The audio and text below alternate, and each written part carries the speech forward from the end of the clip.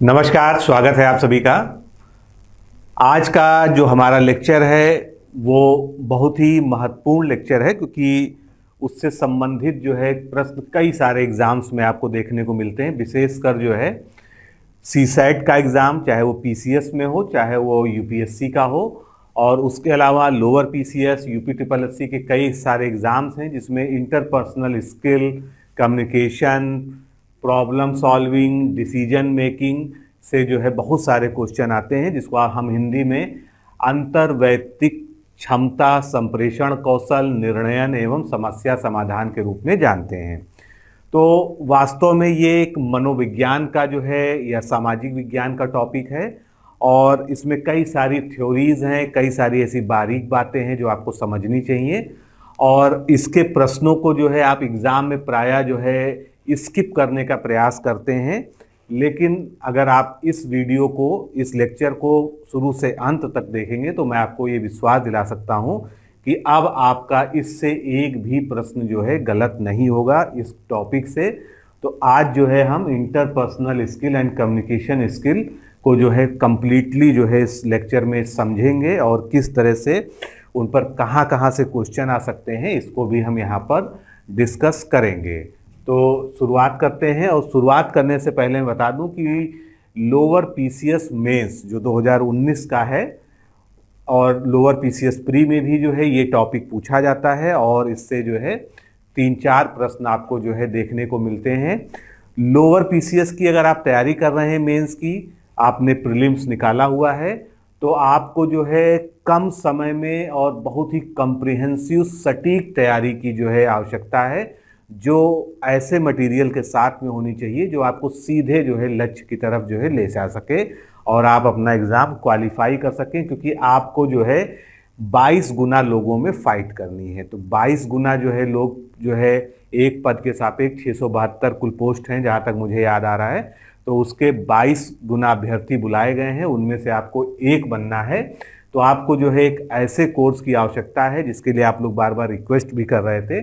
तो यहाँ पर जो है वो वीडियो कोर्स लॉन्च कर दिया गया है लोअर पीसीएस मेंस के लिए, और आप अगर इस कोर्स को ज्वाइन करना चाहते हैं तो हमारा जो व्हाट्सएप नंबर है उसमें लोअर मेंस लिखकर भेजिए। ये नंबर है 9506742546, और आपको सारी डिटेल जो है वहाँ पर प्रोवाइड कर दी जाएगी। संक्षेप में आपको मैं बता दूं कि इसमें आपको जो है जितने भी सेगमेंट्स हैं, जितना भी आपका सिलेबस है, कंप्लीट उसकी कवरेज करने के लिए, उसको कंप्लीटली जो है कवर करने के लिए सभी के वीडियो लेक्चर्स मिलेंगे, सभी के प्रॉपर पीडीएफ नोट्स मिलेंगे, और वो नोट्स इस तरह के होंगे कि आपको बाकी जो है बुक्स की आवश्यकता बिल्कुल भी नहीं पड़ेगी, और आप कम समय में बिल्कुल सटीक तरीके से जो है इस मटेरियल को पढ़ के अपने एग्ज़ाम को जो है निकाल सकते हैं। इसके अलावा आपने जो पढ़ा है उसको परखने के लिए बेहतरीन टेस्ट सीरीज मिलेगी, जिसमें आपको डिस्क्रिप्शन के साथ में उसका पीडीएफ में हल भी दिया जाएगा। और तो इसके ये जो है टेस्ट सीरीज इसमें ऐड होगी, तो ये पूरा पैकेज जो है आपके लिए उपलब्ध है। आप अगर जो है लोअर पीसीएस मेंस के जो है छात्र हैं, तैयारी कर रहे हैं, अभ्यर्थी हैं, तो आप जो है तुरंत 9506742546 पर लोअर मेंस लिख के भेज दीजिए। इसके अलावा जो भी जो है समीक्षा अधिकारी, सहायक समीक्षा अधिकारी की तैयारी कर रहे हैं यूपीपीएससी, और साथ में हाई कोर्ट की भी, दोनों के कोर्स यहाँ पर अवेलेबल हैं। आप उसके लिए भी जो है सेम प्रोसीजर है, आप जो है हमारे इसी नंबर पर जो है, अगर आप जो है इलाहाबाद हाई कोर्ट आरओ की तैयारी कर रहे हैं तो एएससी आरओ लिखकर जो है इस नंबर पर व्हाट्सएप कर दीजिए, और अगर आप यूपीएससी के लिए कर रहे हैं, यूपीपीएससी के आरओ की तैयारी कर रहे हैं, तो आप जो है आरओ मात्र लिखकर भेज दीजिए। आपको जो है प्रोसीजर बता दिया जाएगा कोर्स ज्वाइन करने का। तो जो है जो समीक्षा अधिकारी का हमारा बैच है उसमें एक कंबाइंड कोर्स हमने पहला रखा है, जिसमें प्री और मेंस दोनों की तैयारी कराई जाएगी। और आप जानते हैं कि हमारे जो है पिछले बैच से 8 लोगों का जो है सिलेक्शन जो है हो चुका है समीक्षा अधिकारी में, जो 2016 के लिए चलाया गया था। तो इसमें आपको जो है सभी सेगमेंट्स के वीडियो लेक्चर, सभी सेगमेंट्स के कंप्लीट पीडीएफ नोट्स और जो है बाकी टेस्ट सीरीज आपको दी जाएगी। मेंस के जो है के लिए स्पेशल जो है एक टेलीग्राम ग्रुप बाद में क्रिएट किया जाता है, जब आपको मेंस की तैयारी शुरू कराई जाती है, वहाँ पर जो है डेली आंसर राइटिंग की प्रैक्टिस, उसको चेक करना, उसको फीडबैक देना, आपकी कमियों को सुधारना, ऐसे चेक करना, सभी कुछ जो है वहाँ पर किया जाता है। दूसरी कैटेगरी इस कोर्स में जो है प्रीलिम्स ओनली की है, जिसमें आप केवल प्रारंभिक परीक्षा के लिए ज्वाइन कर सकते हैं। और तीसरी कैटेगरी है अगर आप केवल आरओ मेंस की मुख्य परीक्षा की तैयारी करना चाहते हैं तो आप इसको ज्वाइन कर सकते हैं। ज्वाइन करने का प्रोसीजर ये आपको दिया हुआ है। अब हम चलते हैं अपने लेक्चर की ओर। तो शुरुआत करते हैं। सबसे पहला शब्द हम लेते हैं जो कि है अंतर्वैयक्तिक कौशल। अंतर्वैयक्तिक कौशल का मतलब है जो किसी की व्यक्तिगत क्षमता हो, यानी हम अगर एक मनुष्य हैं, हमारे अंदर बहुत सारी स्किल्स होती हैं, बोलने की स्किल्स, सुनने की स्किल्स, कोई कार्य करने की स्किल, दौड़ने की स्किल, खेलने की स्किल, पढ़ाई करने की स्किल, निर्माण की स्किल, विध्वंस की स्किल। तो ये जितनी भी सारी स्किल्स हमारे अंदर व्यक्तिगत रूप से पाई जाती है, ये सभी अंतर्वैयक्तिक कौशल के रूप में यहाँ पर उसको हम परिभाषित करते हैं। लेकिन जो हमारा चैप्टर है, जो हमारा उसका मुख्य संबंध है कि ऐसी क्षमताएं हमारी ऐसी स्किल्स जो हमको समाज से कनेक्ट करती है, समाज में हमारे व्यवहार करने के तरीके को प्रभावित करती है। हम एक मनुष्य के रूप में, एक सामाजिक प्राणी के रूप में जो एक दूसरे से इंटरेक्ट करते हैं, एक दूसरे से जो संबंध स्थापित करते हैं, उनमें जिन चीज़ों की आवश्यकता होती है वो सभी कौशल या वो सभी क्वालिटीज़, वो सभी कैरेक्टर्स, वो सभी गुण इंटरपर्सनल स्किल या अंतर्वैयक्तिक कौशल के रूप में परिभाषित किए जाते हैं। और इसी से जुड़ा हुआ शब्द है अंतर्वैयक्तिक संबंध। अंतर्वैयक्तिक संबंध क्या हो गया? दो लोगों के बीच में, क्योंकि अगर एक संबंध बनना है तो दो या दो से अधिक व्यक्ति उसके लिए होने चाहिए। तो दो या दो से अधिक लोगों के बीच में जो व्यक्तिगत संबंध होते हैं, जो पर्सनल रिलेशंस होते हैं, उसको हम इंटरपर्सनल रिलेशंस यहाँ पर कहेंगे। अब ये जो रिलेशंस है वो किस आधार पर स्थापित होते हैं? मान लीजिए कोई आपका मित्र है, किसी से आप प्रेम करते हैं, किसी को आप पसंद करते हैं, किसी से आपके सामान्य व्यवसायिक यानी बिजनेस के रिलेशंस हैं, किसी से नॉर्मल आप समाज में रोज मिलते जुलते हैं, या विवाह के द्वारा स्थापित कोई संबंध है। यानी संबंध किसी भी प्रकार से बन सकते हैं, और उन संबंधों को जो आपके व्यक्तिगत रूप से जिनसे आप जो जुड़े हुए हैं उनको हम अंतर्वैयक्तिक संबंध या इंटरपर्सनल रिलेशंस कहते हैं। अंतर्वैयक्तिक जो संबंध होते हैं, इंटरपर्सनल जो रिलेशंस होते हैं, ये सामाजिक यानी सोशल हो गए, कल्चरल हो गए और अन्य प्रभावों के संदर्भ में निर्मित होते हैं। अब अंतर्वैयक्तिक कौशल जिसकी हमने चर्चा की, ये एक्चुअल में क्या है? ये हमारी उस दक्षता को यानी हमारी उस एबिलिटी को प्रकाशित करती है जिसके माध्यम से हम दूसरे लोगों से जुड़ते हैं। यानी दो लोगों को अगर आपस में जुड़ना है तो निश्चित रूप से हमको आपस में कम्युनिकेट करना पड़ेगा। और ये जो कम्युनिकेशन है, ये संप्रेषण है, हम अपनी बात चाहे बोल कर, चाहे लिख कर, या हम किसी भावात्मक रूप से, या हम किसी चित्रात्मक रूप से, किसी भी तरीके से अगर हम दूसरे से अपनी बात को एक्सप्रेस कर पाते हैं और वो हमारी बात को समझ पाता है, तो ये हमारी अंतर्वैयक्तिक क्षमता हुई। केवल संप्रेषण ही एक अंतर्वैयक्तिक क्षमता नहीं होती। अंतर्वैयक्तिक क्षमताएं कई सारी होती हैं। तो एक व्यक्ति के लिए अंतर्वैयक्तिक कौशल का स्तर इतना स्पष्ट और उच्च होना चाहिए कि वे प्रत्येक परिस्थिति में अपने कार्य को बेहतर पारदर्शिता के साथ में और गुणवत्ता पूर्वक पूरा कर सके तथा समाज में लोगों से बेहतर समन्वय स्थापित कर सके। यानी जो अंतर्वैयक्तिक कौशल है, इंटरपर्सनल स्किल्स है हमारी, उसका जो सबसे बड़ा लक्ष्य है या सबसे बड़ा जो लाभ है वो ये है कि हम एक सामाजिक प्राणी होने के नाते दूसरे लोगों से अच्छे से जुड़ सकें, दूसरे लोगों से अच्छे से कम्युनिकेट कर सकें और उनके साथ एक बेहतर कोऑर्डिनेशन, एक बेहतर समन्वय स्थापित कर सकें, जिससे हमारे सामाजिक संबंध, हमारे व्यक्तिगत संबंध सभी कुछ अच्छे से चल सकें। अब इसमें सुनने की योग्यता भी एक कौशल में आती है, क्योंकि प्रायः कहा जाता है कि वक्ता अगर आपको अच्छा बनना है, अगर आपको अच्छा स्पीच देना है, तो सबसे पहले आप में लिसन करने की, आप में हियरिंग की सबसे अच्छी एबिलिटी होनी। जो जितना अच्छा श्रोता होता है वही उतना अच्छा वक्ता बन सकता है। तो सुनना, दूसरे की बात को समझना, उसके बाद जो है उस पर फीडबैक देना, ये भी जो है हमारी एक जो है बहुत ही महत्वपूर्ण इंटरपर्सनल स्किल होती है। तो अगर हम बात करें कि इंटरपर्सनल स्किल जो सामाजिक संदर्भों में है वो कितनी सारी हो सकती हैं, कौन कौन सी हो सकती हैं, तो हम यहाँ पर कुछ उदाहरण लेते हैं। जैसे कि हम बात करेंगे प्रभावी शाब्दिक संप्रेषण। शाब्दिक संप्रेषण का मतलब, संप्रेषण का मतलब कम्युनिकेशन, शाब्दिक का मतलब वर्बल, यानी वर्बल कम्युनिकेशन हो गया। इसी तरह से प्रभावी अशाब्दिक संप्रेषण यानी नॉन वर्बल, हम बिना बोले किसी भी अन्य माध्यम से अपनी बात या अपनी जो है अपने संदेश को दूसरे तक कम्युनिकेट कर सकें, जिससे वो उस चीज़ को समझ सके, तो वो जो है अशाब्दिक या नॉन वर्बल कम्युनिकेशन में आ जाएगा। फिर अच्छा श्रोता होना, जो अभी हमने बात की कि आपको एक गुड लिसनर भी होना चाहिए अगर आप जो है एक अच्छे जो है वक्ता बनने चाहते हैं। प्रश्न पूछने की योग्यता भी आपकी एक जो है व्यक्तिगत कौशल में, अंतर्व्यक्तिक कौशल में आता है। शिष्ट व्यवहार करना समाज के लिए बहुत ही आवश्यक है।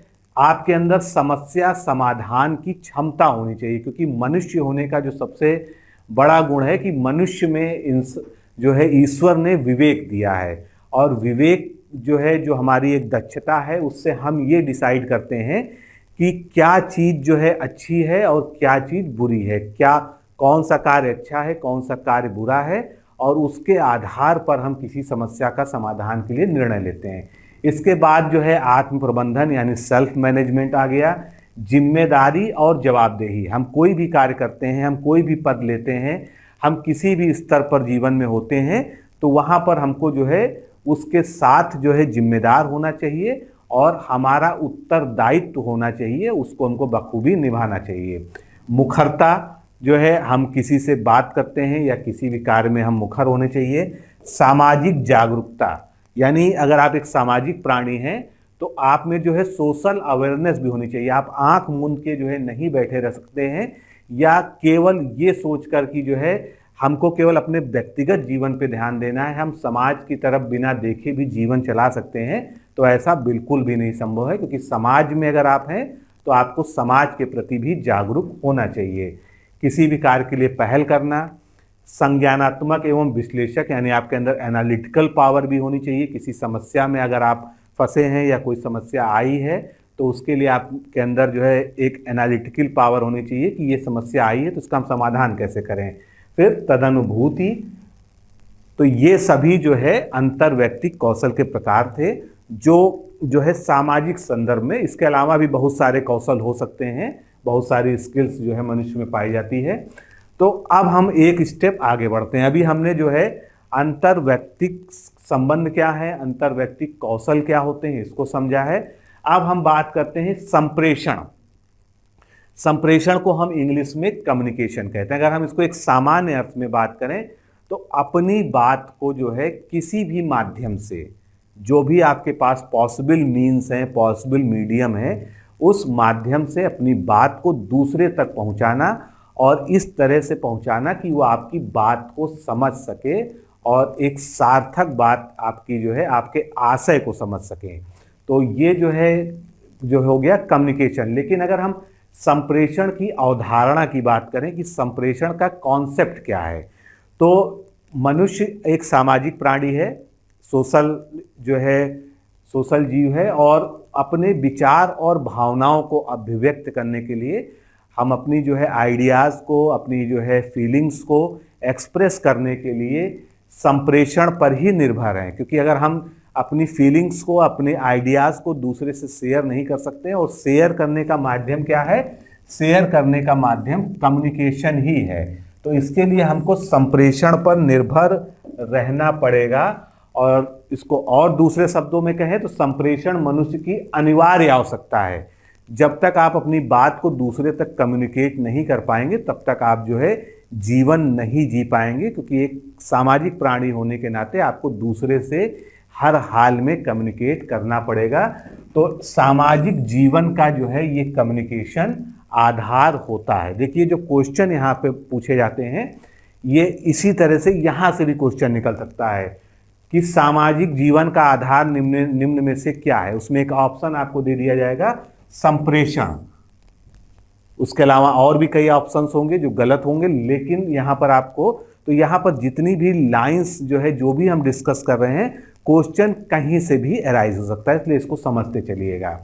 तो सामाजिक व्यवहार के लिए यानी सोशल बिहेवियर के लिए आपको जो है एक दूसरे से संवाद स्थापित करना पड़ता है, इसलिए संप्रेषण द्वारा ही मानव जो है समाज की संचालन प्रक्रिया में जो है खरा उतरता है, उसमें संभव हो पाता है। और इसके अभाव में, यानी अगर आपके पास कम्युनिकेशन की कोई स्किल नहीं है तो आप अपने जो है सामाजिक जीवन की कल्पना नहीं कर सकते हैं, और इसके बिना कोई समाज का भी निर्माण नहीं हो सकता है, क्योंकि समाज का अर्थ ही है कि कई लोग का ऐसा ग्रुप जो है जो आपस में इंटर रिलेटेड हों और एक दूसरे पर निर्भर होकर जो है चलते हों। तो संप्रेषण का जो आरंभ है, संप्रेषण ऐसा नहीं है कि 1 सदी पहले या 2 सदी पहले स्टार्ट हुआ था। जब से जो है जीवधारियों की उत्पत्ति हुई है तब से जो है कम्युनिकेशन होता है, और ये जीवन की उत्पत्ति के साथ ही होता है। चाहे मनुष्य हो, मनुष्य तो बहुत बाद में आया, उससे पहले जो है पशु पक्षी विभिन्न जीव, भले ही जो है उनके बोलने का तरीका, उनके जो है कम्युनिकेट करने का तरीका अलग होता हो, लेकिन बिना कम्युनिकेशन के सभी का जो है अपना अपना कोई ना कोई कम्युनिकेशन का जो है तरीका होता है। जब मनुष्य जो है, मनुष्य के पास शब्द नहीं थे, एक समय ऐसा भी रहा था जो है, तो क्या करता था, इशारे से कम्युनिकेट करता था, कुछ विशेष प्रकार की जो है ध्वनियों के माध्यम से कम्युनिकेट करता था। उसके बाद जब भाषा और लिपि का विकास हुआ तो मनुष्य ने जो है भाषा के सहारे जो है एक प्रॉपर तरीके से, एक व्यवस्थित तरीके से कम्युनिकेट करना जो है प्रारंभ किया। बीच में एक स्टेज ये भी थी कि संकेत चिन्हों के माध्यम से जो है कुछ कोड जो है चिन्ह बनाए जाते थे, उससे भी कम्युनिकेशन होता था। और एक आज का समय है कि समय के साथ साथ आज संप्रेषण की जो है अवस्था जो है यहाँ पर आ गई है कि हम जो है टेलीफोन के माध्यम से, हम ईमेल के माध्यम से, हम आर्टिफिशियल इंटेलिजेंस के माध्यम से, हम बहुत सारे जो है माध्यमों से आज हमारे पास जो है कम्युनिकेशन के इतने सारे माध्यम हैं कि हम कहीं भी किसी से और बहुत ही क्विकली जो है कम्युनिकेट कर पाते हैं। तो ये जो है वर्तमान स्थिति हो गई। अब जो है जो कम्युनिकेशन है, इसका जो है अर्थ अगर हम देखें तो संचार, इसको संचार भी कहते हैं। हालांकि संचार और संप्रेषण, इनमें जो है थोड़ा सा अंतर है। दोनों को इंग्लिश में हम कम्युनिकेशन ही कहते हैं, लेकिन संप्रेषण का मतलब होता है कि आपने कोई बात कही, उसका माध्यम कुछ भी हो, आप बोलकर, लिखकर, जैसे भी आप जो है अपनी बात को अभिव्यक्त कर रहे हैं, दूसरा उसको समझ रहा है। और ये जो आपकी बात कहने की प्रक्रिया है, उसमें जो माध्यम को अपनाया गया है, उस माध्यम और उस प्रोसेस को हम क्या कहते हैं, संचार कहते हैं। तो थोड़ा सा दोनों शब्द एक दूसरे के समानार्थी लगते हैं, दोनों की इंग्लिश कम्युनिकेशन होती है, संप्रेषण और संचार की, लेकिन दोनों के जो है जो भाव है, जो अगर उसका भावार्थ देखें तो उसमें थोड़ा सा जो है अंतर होता है। तो कम्युनिकेशन शब्द जो है ये लैटिन भाषा के कम्युनिस्ट शब्द से इसकी उत्पत्ति हुई है। इसका आशा है जिसे सब अति सरलता से मान सकें या व्यवहार में ला सके, यानी to make a thing common. ये जो है इसका शाब्दिक अर्थ हो गया जो लैटिन भाषा में कम्युनिस्ट शब्द है, यानी कि अपनी भावनाओं और अपने विचारों को अभिव्यक्त करने के लिए एक ऐसा माध्यम जिसे सब अति सरलता से मान सके या व्यवहार में ला सके, वो क्या है, वो कम्युनिकेशन है या संचार है। संचार जो है सामाजिक संपर्क की प्रक्रिया है। ये लाइन भी अपने आप में एक क्वेश्चन बन सकती है। संचार क्या है, सामाजिक संपर्क की एक प्रक्रिया है जो मनुष्य या जीवधारियों की आपसी विचारों को संचरित करने के माध्यम या इकाई होती है।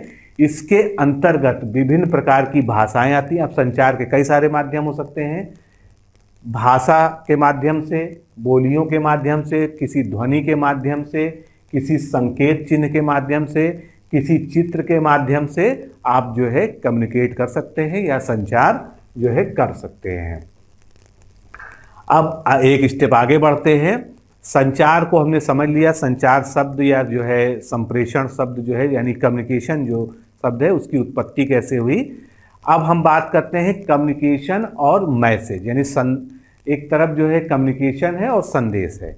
संदेश क्या होता है, आपके मन में कोई विचार है, कोई आइडिया है, कोई फीलिंग है जिसको आप दूसरे तक पहुंचाना चाहते हैं, तो उसको आप जिस फॉर्म में भेजते हैं, जिस फॉर्मेट में भेजते हैं, उसको हम संदेश कहते हैं। जैसे कि ईमेल क्या है, ईमेल एक संदेश है। लेकिन ईमेल को अगर आप कहेंगे कि ये कम्युनिकेशन है, तो कम्युनिकेशन नहीं है।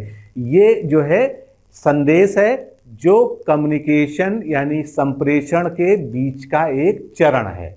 क्योंकि ईमेल भेजते ही कम्युनिकेशन नहीं पूरा हुआ। संप्रेषण का मतलब ये है कि आप अपने विचार, अपनी भावना, अपना जो है कोई भी जो आप किसी से अभिव्यक्ति करना चाहते हैं, उसको दूसरे तक सफलतापूर्वक जब पहुंचा देते हैं। जब आपने कोई बात कही और दूसरा जो है उसके अर्थ को समझ गया और उसने उसको माना या नहीं माना, जो भी है, उसने उसका फीडबैक भी आपको दिया, तब आपकी जो है कम्युनिकेशन की यानी संप्रेषण की प्रोसेस पूरी होती है। तो यहाँ पर अगर आपसे पूछा जाए कि एक कम्युनिकेशन और एक मैसेज में क्या अंतर है, तो ये अंतर है, मैसेज केवल एक माध्यम है। मैसेज आपका एक विचार है, आपकी एक जो है आइडिया है, जिसको आपको दूसरे तक पहुंचाना है, और जिस माध्यम से वो पहुंचेगा सफलतापूर्वक, वो आपका जो है पूरा प्रोसेस यानी वो पूरी प्रक्रिया क्या कहलाएगी, वो पूरी प्रक्रिया जो है कम्युनिकेशन या संप्रेषण कहलाएगी। तो कम्युनिकेशन जो है सूचनाओं की प्राप्ति तथा सूचनाओं के प्रेषण यानी जो है उसकी सेंडिंग के लिए एक स्वाभाविक मानवीय तथा संगठनात्मक आवश्यकता है। ये मानवीय आवश्यकता भी है और संगठनात्मक आवश्यकता भी है, क्योंकि जो है अगर आप संगठन के स्तर पर देखेंगे तो वहाँ सबसे ज़्यादा जरूरी है। और आपसे जो क्वेश्चन पूछे जाएंगे वो हमेशा जो है एक संगठनात्मक उसके बारे में पूछे जाएंगे, क्योंकि आप जो है प्रतियोगी परीक्षाओं की तैयारी कर रहे हैं, आप जो है ऑफिसर बनेंगे, किसी सरकारी पद को धारण करेंगे, तो आप जिस संगठन में भी, जिस भी सेटअप में जाएंगे, वहाँ कम्युनिकेशन की स्किल आपकी जो है किस तरह को आपको अपने अपने हायर लोगों से, अपने उच्च पदस्थ लोगों से बात करना है, किस तरह से आपको अपने नीचे वालों से बात करना है, और किस तरह से आपको एक सार्वजनिक सभा में बात करना है, एक मीटिंग में किस तरह से बात करना है, या किसी जो है बड़े प्रोजेक्ट पे काम करते समय आपको अपनी कम्युनिकेशन स्किल किस तरह से दिखानी है, जिससे आप लोगों को प्रभावित भी कर सकें और आप अपनी बात को भी उन तक जो है सरलता से पहुंचा सकें। तो ये जो है संगठनात्मक आवश्यकता भी हो गई। तो अगर बहुत सरलतम शब्दों में कहा जाए तो संचार एक मौखिक अथवा अमौखिक, संचार क्या है, कम्युनिकेशन क्या है, एक वर्बल और नॉन वर्बल मैसेज है, या एक ऐसी प्रक्रिया है जो दो या दो से अधिक व्यक्तियों के बीच संकेतों, चिन्हों अथवा व्यवहार प्रणालियों के माध्यम से, व्यवहार प्रणालियां विभिन्न प्रकार की हैं, भाषा है जो है, उसके अलावा जो है लिपि है, बहुत सारे जो है अन्य माध्यम है, सचित्र माध्यम है। तो भाषा अथवा व्यवहार प्रणालियों के माध्यम से सूचनाओं का आदान प्रदान करता है। लेकिन ये क्या है, संचार प्रक्रिया है, संचार एक संदेश नहीं है। ये मौखिक अथवा अमौखिक संदेश को जो है प्रक्रिया के द्वारा जो है दूसरे तक पहुंचाना, दूसरे तक जो है कम्युनिकेट कर देना, जो है कम्युनिकेशन कहलाता है। मिलेट साहब जो है, जो एक बड़े जो है मनोवैज्ञानिक थे, जिन्होंने इस पर जो है काफ़ी लिखा है, तो मिलेट ने जो है संचार को प्रशासनिक संगठनों की रक्त धारा बताया है।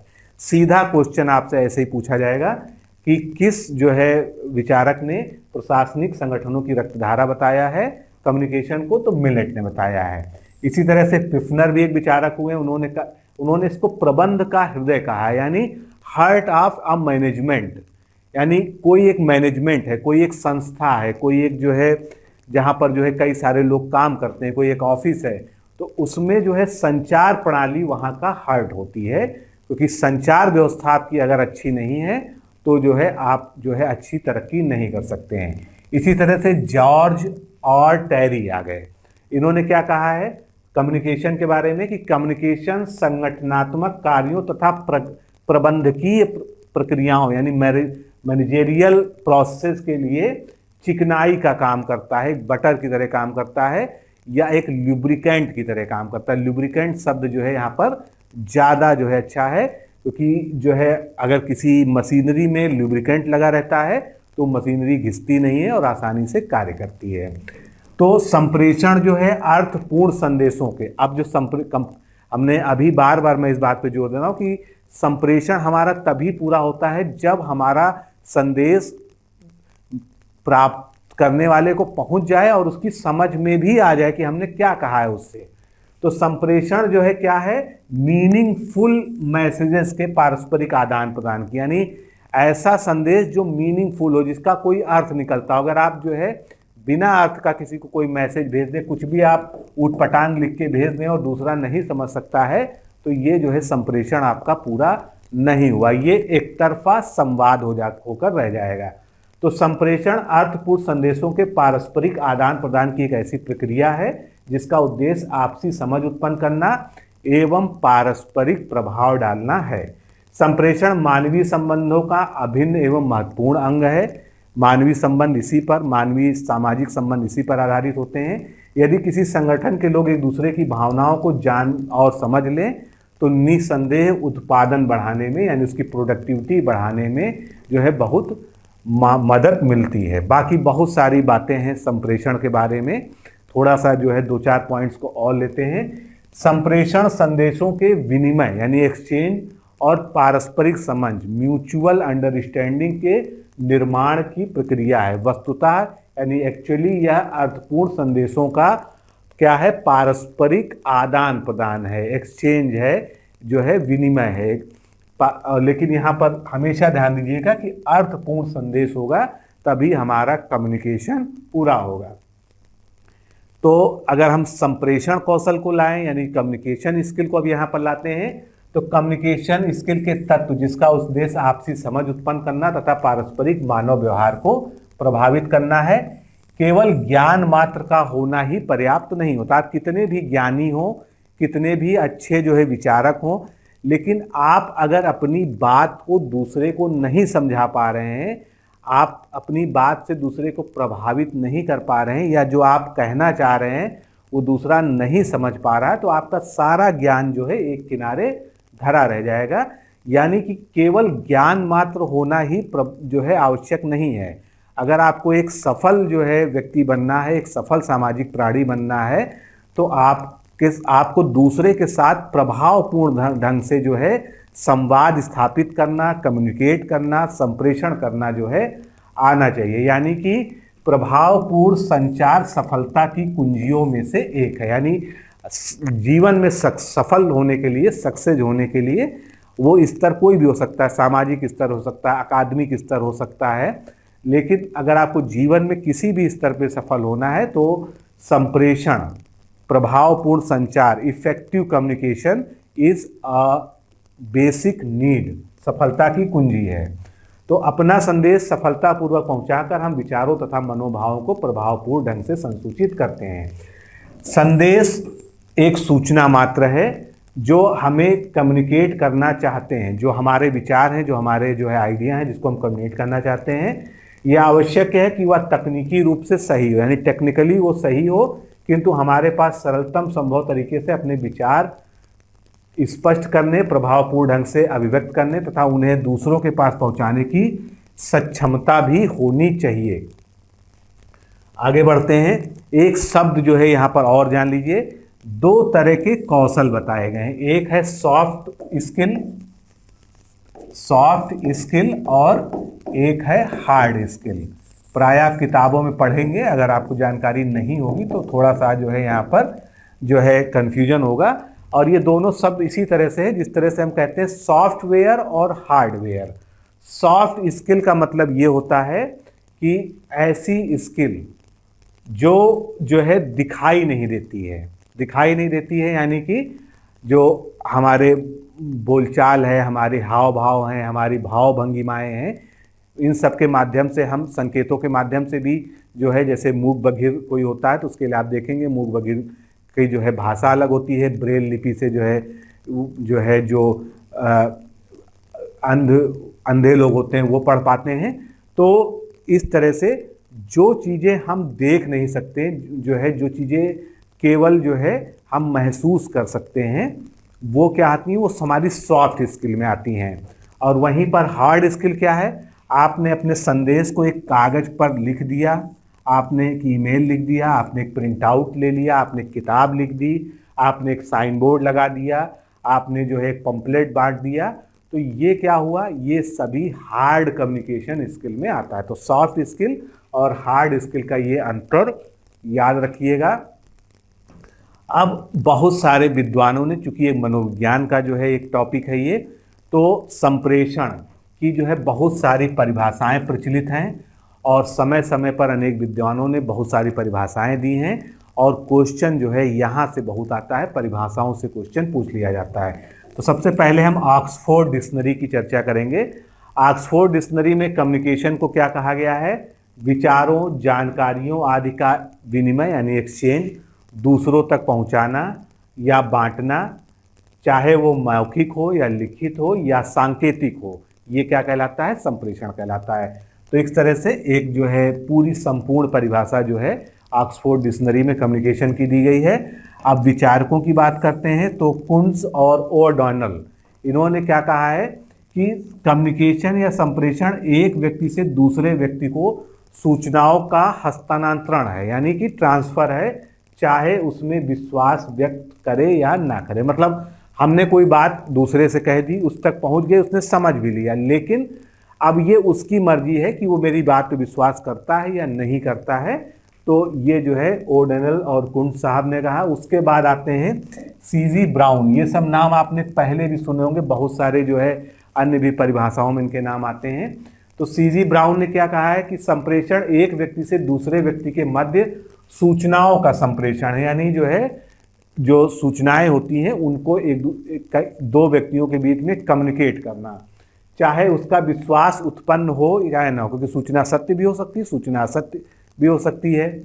तो चाहे उसमें विश्वास हो ना हो, पारस्परिक एक्सचेंज हो ना हो, लेकिन इस प्रकार दी गई सूचना प्राप्तकर्ता को समझ में आ जानी चाहिए।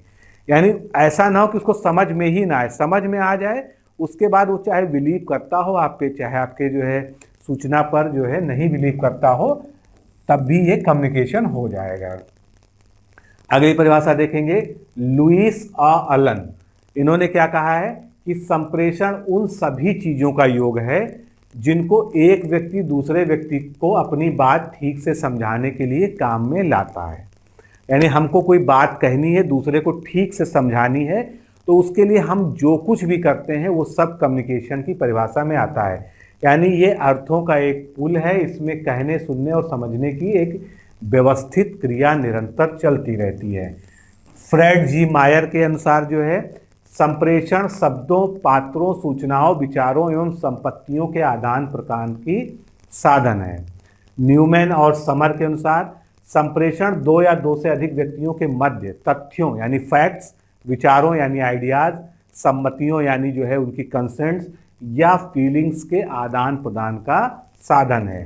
थियो हैमन के अनुसार संप्रेषण का तात्पर्य एक व्यक्ति द्वारा दूसरे व्यक्ति को सूचना या समझ पहुंचाने की एक प्रोसेस है, एक प्रक्रिया है।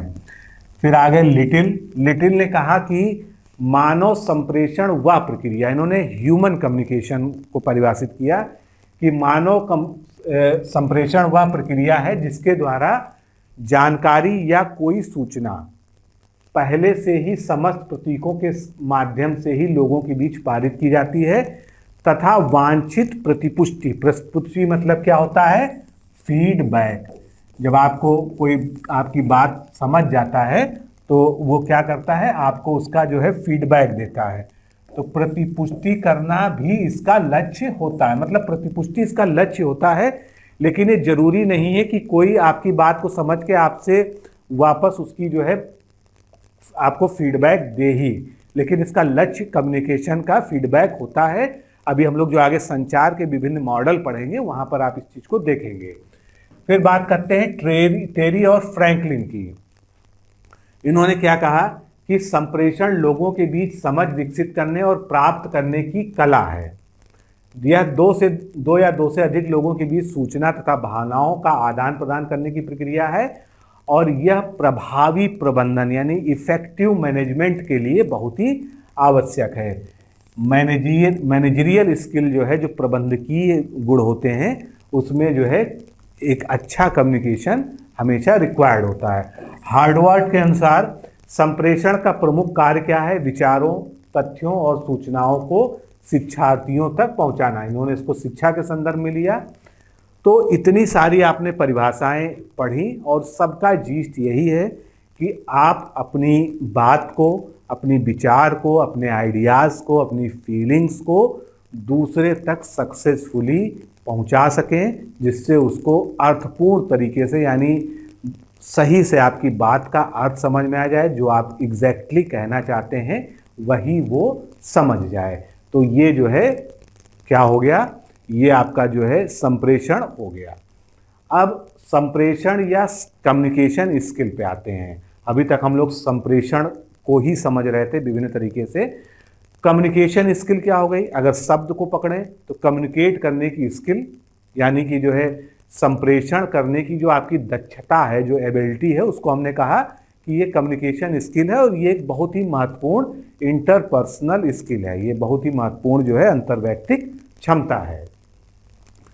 तो फिर वही बात आती है कि अन्य लोगों को अपने विचार प्रभावपूर्ण ढंग से संसूचित करने की सक्षमता हमारे सफल सामाजिक जीवन के लिए एक नितांत अनिवार्य अपेक्षा है। स्पष्ट तथा सुसंगत वाक क्षमता, यानी बोलने की क्षमता, अन्य के साथ प्रभावपूर्ण मौखिक संसूचना अनुमत करेगा। यानी अगर आपके पास जो है एक अच्छी जो है बोलने की स्किल है, वर्बल स्किल आपकी अच्छी है, तो जो है ये मौखिक संचार को जो है बहुत ही अच्छा बना देगा। जिस व्यक्ति के साथ हम बातचीत कर रहे हैं उसके लिए विषय वस्तु की अपेक्षा, यानी जो विषय वस्तु है उसकी अपेक्षा हमारे बोलने का तरीका अधिक महत्वपूर्ण होता है। यानी वो जो है सब्जेक्टिव ना होके वो सबसे पहले देखता है कि आप उससे किस ढंग से बात कर रहे हैं, ये सबसे ज़्यादा महत्वपूर्ण है। अतः हमारे बातचीत करते समय अपने शारीरिक हाव भाव और आवाज़ की जो हमारी टोन होती है उसको जो है हम उसके प्रति हमको हमेशा जो है संवेदनशील होकर, सावधान होकर ही बात करनी चाहिए। क्योंकि एक ही बात जो है अगर आप जो है एक नॉर्मल तरीके से, एक जो है अच्छे तरीके से, अच्छे व्यवहार के साथ में, अच्छे हाव भाव के साथ में करेंगे तो उसका जो है पॉजिटिव अर्थ जाएगा। लेकिन उसी बात को, चाहे वो कितनी भी अच्छी बात हो, कितनी भी अच्छी दूसरे के लिए हितकारी बात हो, अगर आप उसी को जो है गुस्से में कहेंगे या ऊंची टोन में कहेंगे या इस तरह से कहेंगे कि उसका जो है जो मनोवैज्ञानिक प्रभाव है दूसरे के ऊपर वो नकारात्मक पड़ता हो, तो वो जो है एक अच्छा जो है संप्रेषण का तरीका नहीं माना जाएगा। इसके बाद एक क्वेश्चन बहुत ज़्यादा पूछा जाता है कि संचार कैसी प्रक्रिया है। तो संचार एक द्विमुखी प्रक्रिया है, एक बाई डायरेक्शनल प्रोसेस है। संचार ये नहीं होता कि हमने अपनी बात आपसे कह दी बस, ये संचार यहाँ पर पूरा नहीं हुआ। संचार सही अर्थों में तभी पूरा होता है जब हमारी बात को आप समझ पाए और समझ के आपने उस पर कोई ना कोई रिएक्शन किया, चाहे वो फीडबैक दिया, चाहे उसका रिप्लाई दिया, चाहे उस पर कोई क्वेश्चन पूछा, तब वो जो है संचार वास्तव में पूरा होता है। तो इसीलिए जो है जो श्रवण कौशल है, लिसनिंग स्किल भी एक अनिवार्य कौशल है। अब इंग्लिश में दो शब्द होते हैं, एक होता है हियरिंग, यहाँ पर मैं हियर लिख रहा हूँ, हियरिंग जो है हियरिंग, एक होता है लिसनिंग। दोनों को हम कहते हैं सुनना। लिसन मतलब भी सुनना होता है और हियर मतलब भी सुनना होता है। तो लेकिन इनमें अंतर क्या है? इसको हम कहते हैं सुनने की क्षमता, हियरिंग को हम कहते हैं सुनने की क्षमता, और लिसनिंग को हम कहते हैं श्रवण क्षमता। यानी सुनना मात्र ये होता है कि हमने किसी की बात सुन ली, भले हमारे समझ में नहीं आई तो ये सुनना हो गया।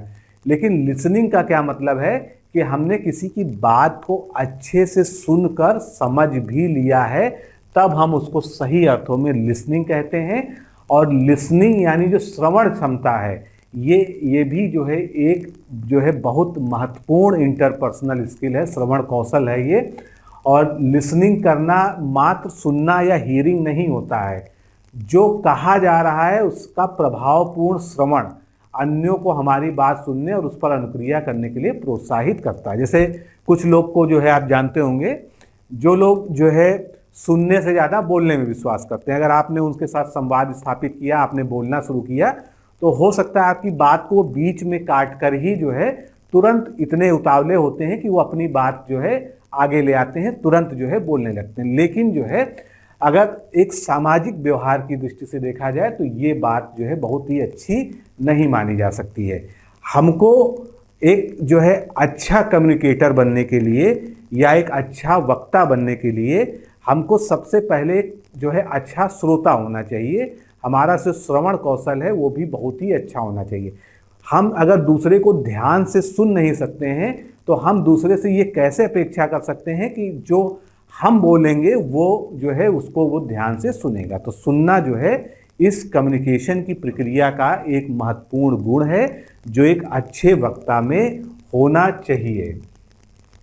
व्यापक लिखित विचार प्रस्तुत करने की क्षमता, अब यहाँ पर हम लिखित संचार की बात कर रहे हैं, हमें अपने विचारों के व्यावसायिक प्रदर्शन, क्योंकि लिखित जो है ज़्यादातर क्या होता है, लिखित जैसे लेटर लिखना हुआ, व्यक्तिगत संबंधों में भी लिखा जाता है, लेकिन आज के जो है जो मॉडर्न वर्ड है उसमें ज़्यादातर जो है लेखन के द्वारा संप्रेषण जो है वो व्यावसायिक जगत में, कॉमर्शियल वर्ड में किया जाता है।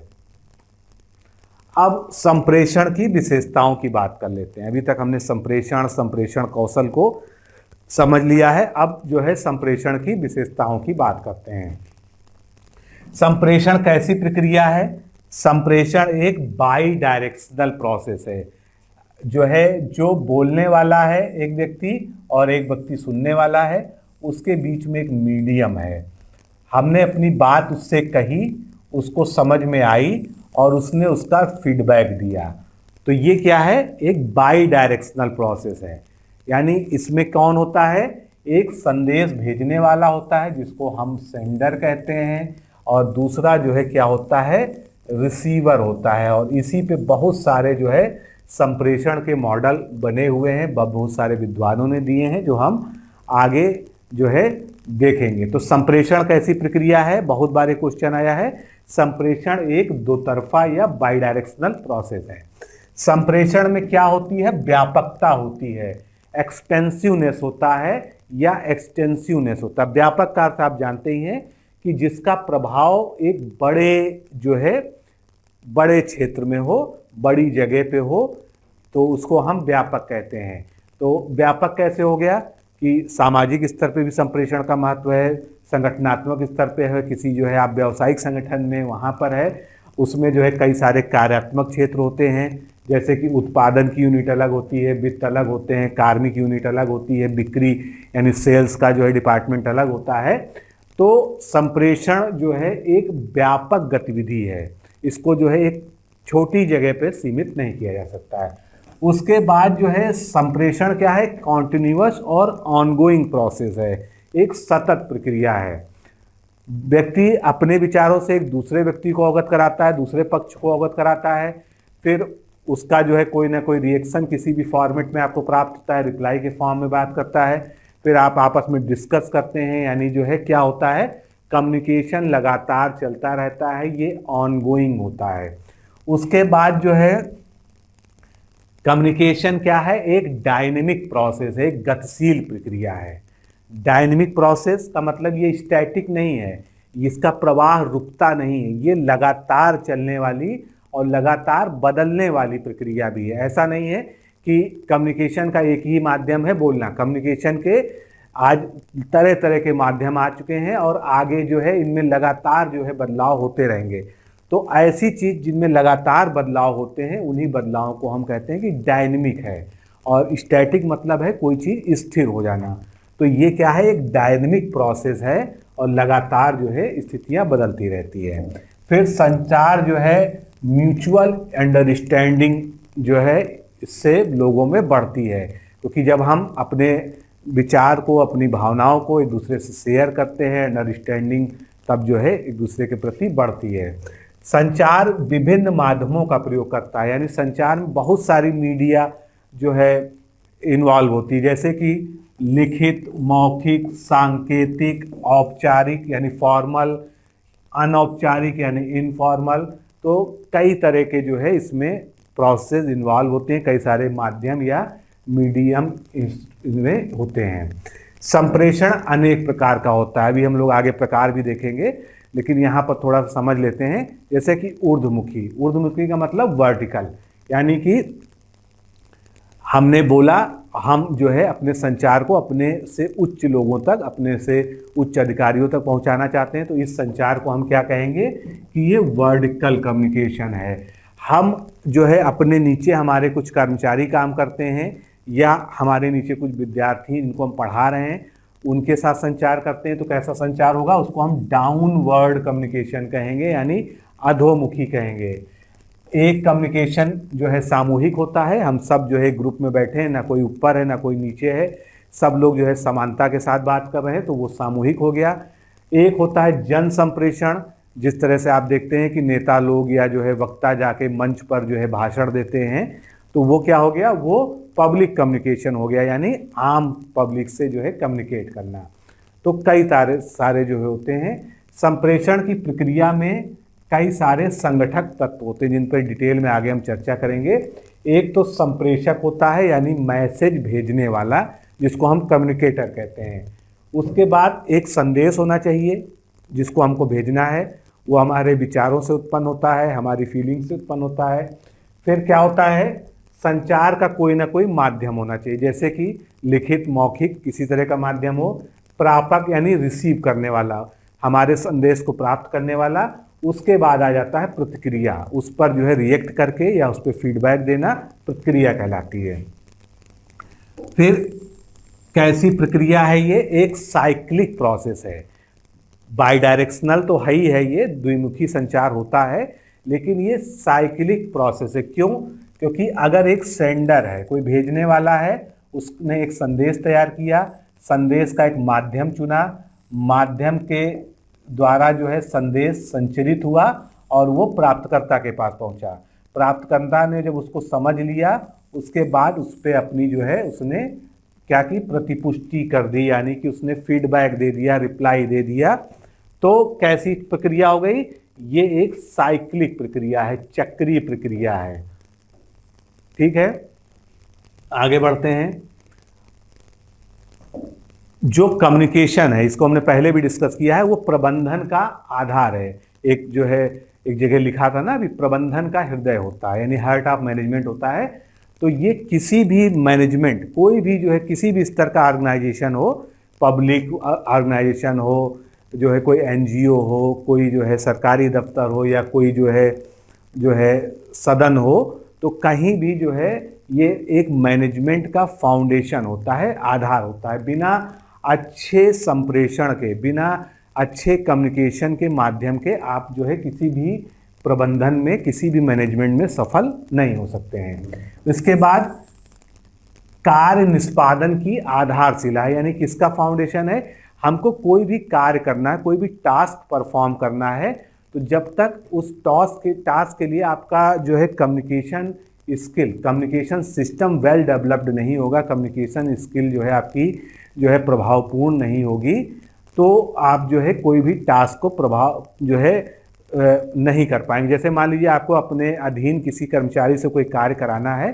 लेकिन अगर आप उसको यही स्पष्ट नहीं कर पा रहे हैं कि आप उससे क्या करवाना चाहते हैं, तो वो कार्य पूरा नहीं होगा। यानी वहाँ पर क्या है, एक ऐसा कम्युनिकेशन की आवश्यकता है कि आप अपनी बात को अपने जो है साथी कर्मचारी को समझा सकें, उसको बता सकें कि एक्चुअल में आप क्या चाहते हैं, किस तरह का आप लेटर ड्राफ्ट कराना चाहते हैं, या किस तरह का आप जो है मैसेज, ईमेल बनवाना चाहते हैं, इत्यादि।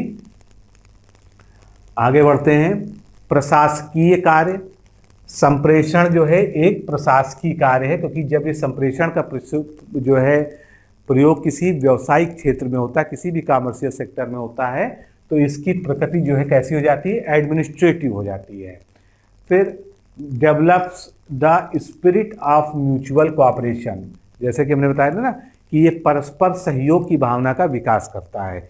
जब हम एक दूसरे से अच्छे से कम्युनिकेट करते हैं, अच्छे मैनर में एक दूसरे की बात को समझते हैं, सुनते हैं, विचार विमर्श करते हैं, तो क्या होता है, हमारे अंदर जो है भावनात्मक संबंधों का विकास होता है, और उससे क्या होता है, हमारे अंदर सहयोग की भावना जगती है, एक दूसरे का कोऑपरेशन करने की जो है भावना जगती है।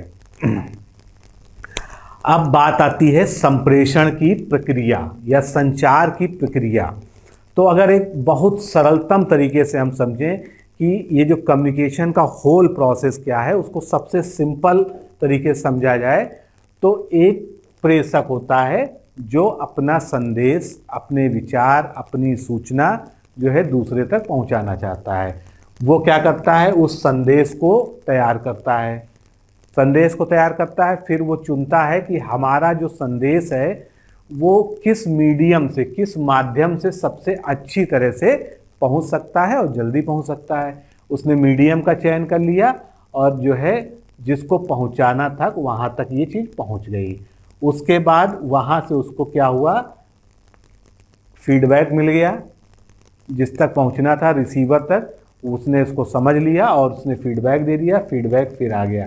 तो ये जो पूरा साइक्लिक प्रोसेस है ये जो है क्या है, संप्रेषण की प्रक्रिया को डिफाइन करता है। तो जो संचार की प्रक्रिया है इसमें प्रेषक, इनकोडिंग, अब यहाँ पर समझ लीजिएगा इनकोडिंग क्या है, अभी हम आगे भी देखेंगे। मान लीजिए जो है आप जो है कहना चाहते हैं, आपने एक चित्र देखा और उस चित्र के बारे में जो है आप दूसरे को बताना चाहते हैं, तो क्या करेंगे, आपने चित्र को देखा है, मान लीजिए आपने चित्र में देखा है कि एक पेड़ लगा हुआ है और उसके नीचे जो है कोई जानवर खड़ा हुआ है, ठीक है। एक तरीका ये है कि आप चित्र ही दूसरे को भेज दीजिए, या जो है आपके पास जो है चित्र भेजने के माध्यम नहीं उपलब्ध है तो आप उसको जो है किसी अन्य माध्यम से, लिखित माध्यम से या जो है मौखिक तरीके से बताएंगे। तो कैसे बताएंगे, तो आपको इस चीज़ को लिखना पड़ेगा जिसको आपने आंखों से देख के अनुभव किया। आपने क्या देखा, आपने देखा कि एक पेड़ है, हरा पेड़ है बड़ा सा, और आपको पता है कि वो जामुन का पेड़ है या आम का पेड़ है, उसके नीचे जो है एक जानवर खड़ा है, मान लीजिए वो गाय है। तो आपने क्या किया, आपने अपने मन में ये विचार आया, उसके बारे में आप जो है दूसरे को कुछ बताना चाहते हैं, तो आपने उसको सरल शब्दों में लिखा। इस चीज़ को क्या कहते हैं, इनकोडिंग कहते हैं। अभी इनकोडिंग और डिकोडिंग हम आगे बहुत बार यूज़ करेंगे, इसलिए इसको यहाँ पर अच्छे से समझ लीजिए। इनकोडिंग का मतलब कि आपने कुछ देखा, कुछ सुना, उसको जो है एक सरल भाषा में, एक सरल तरीके से, चाहे वो लिखित चाहे मौखिक में बदल लेना, उसको इनकोडिंग कहलाता है। इनकोडिंग के बाद चैनल आता है जिसको हम मीडियम कहते हैं। हमने मीडियम क्या चुना कि हम जो है लिख के ईमेल के माध्यम से भेजेंगे, हमने चैनल चुन लिया, तो हमने भेजा, जिसने उसके बाद क्या होगा, वो डिकोड होगा।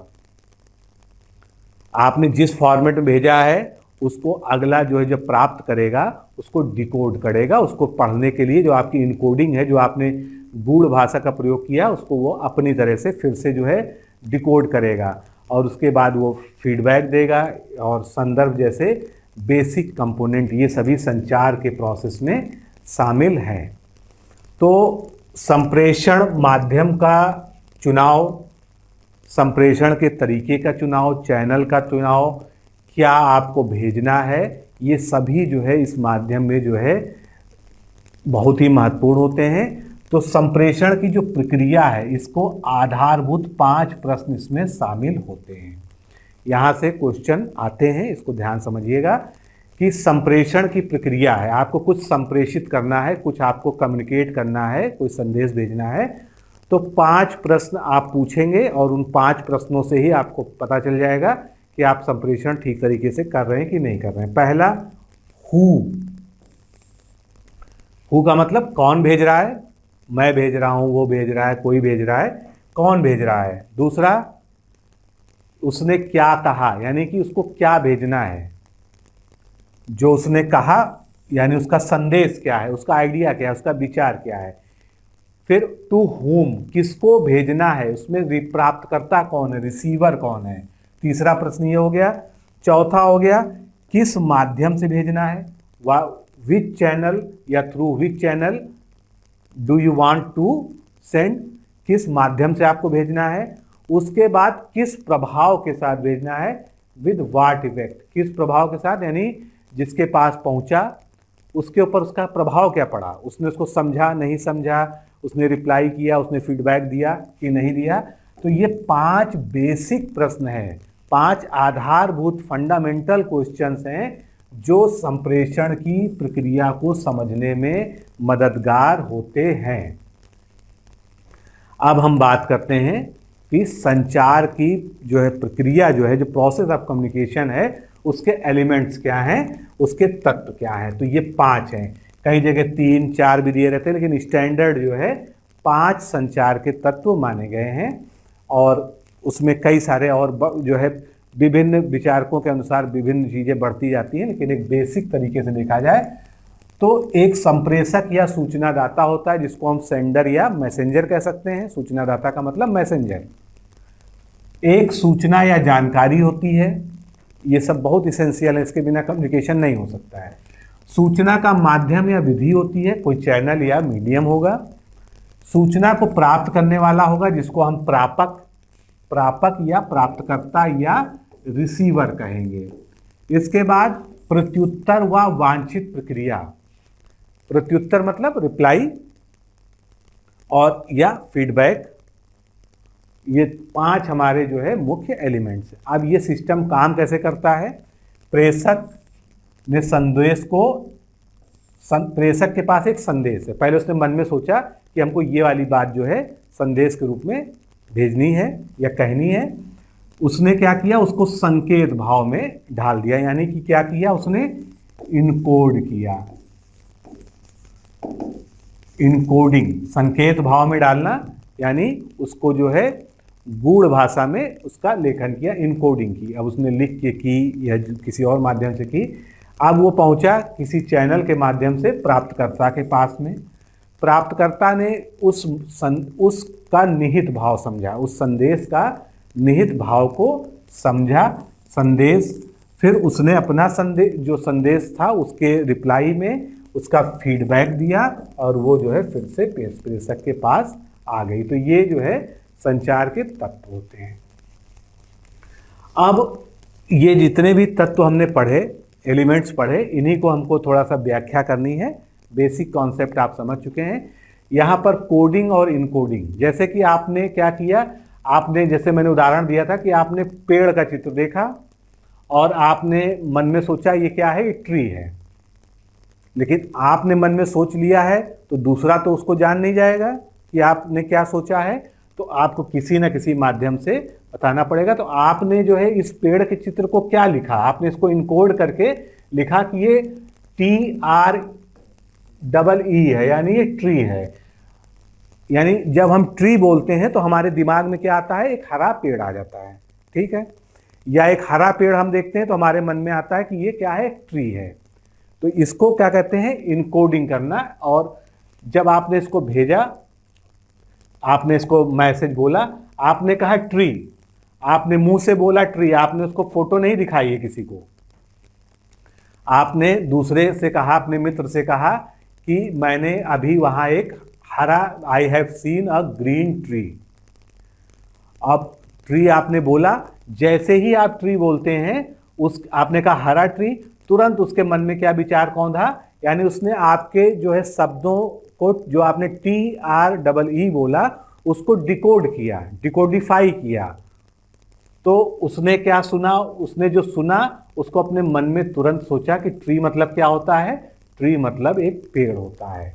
तो यही प्रक्रिया कोडिफाइंग और डिकोडिफाइंग की होती है।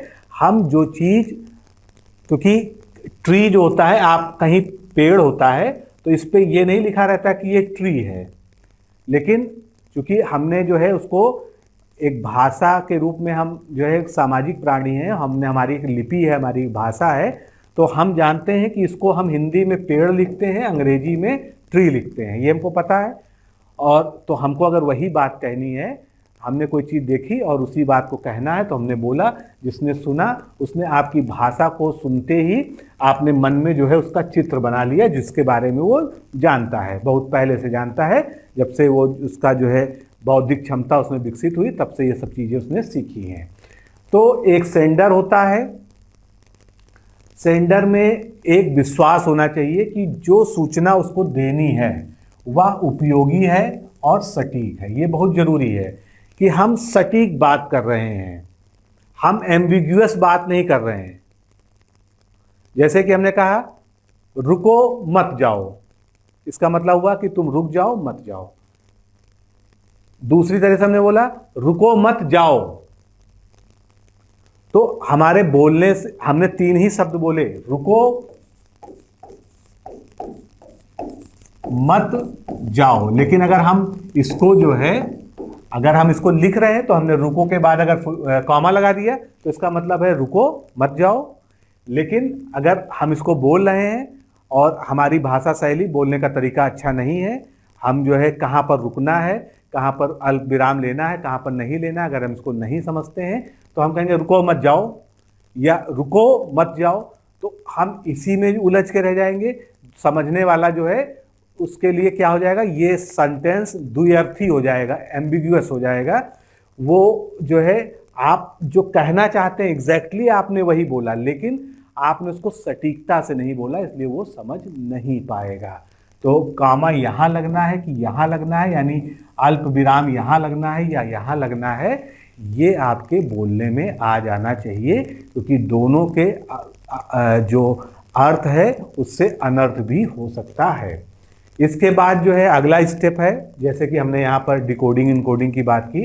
इनकोडिंग, इनकोडिंग का मतलब किसी भी चीज को जो है किसी तरह से कूटलेखन करना या संकेतों में लिखना या लिखित मौखिक किसी भी तरह से उसको चेंज करना। जैसे हमने यहाँ उदाहरण लिया कि हम जब पेड़ को हमने देखा तो हमने उसको लिखा ट्री, जबकि पेड़ पे नहीं लिखा होता कि ये ट्री है, लेकिन चूंकि हमने इसी भाषा का अध्ययन किया है जिसमें पेड़ को ट्री कहा जाता है, तो हमारे मन में जैसे ही वो आया हमने उसको ट्री लिख दिया। तो ये क्या हो गया, संकेतीकरण हो गया।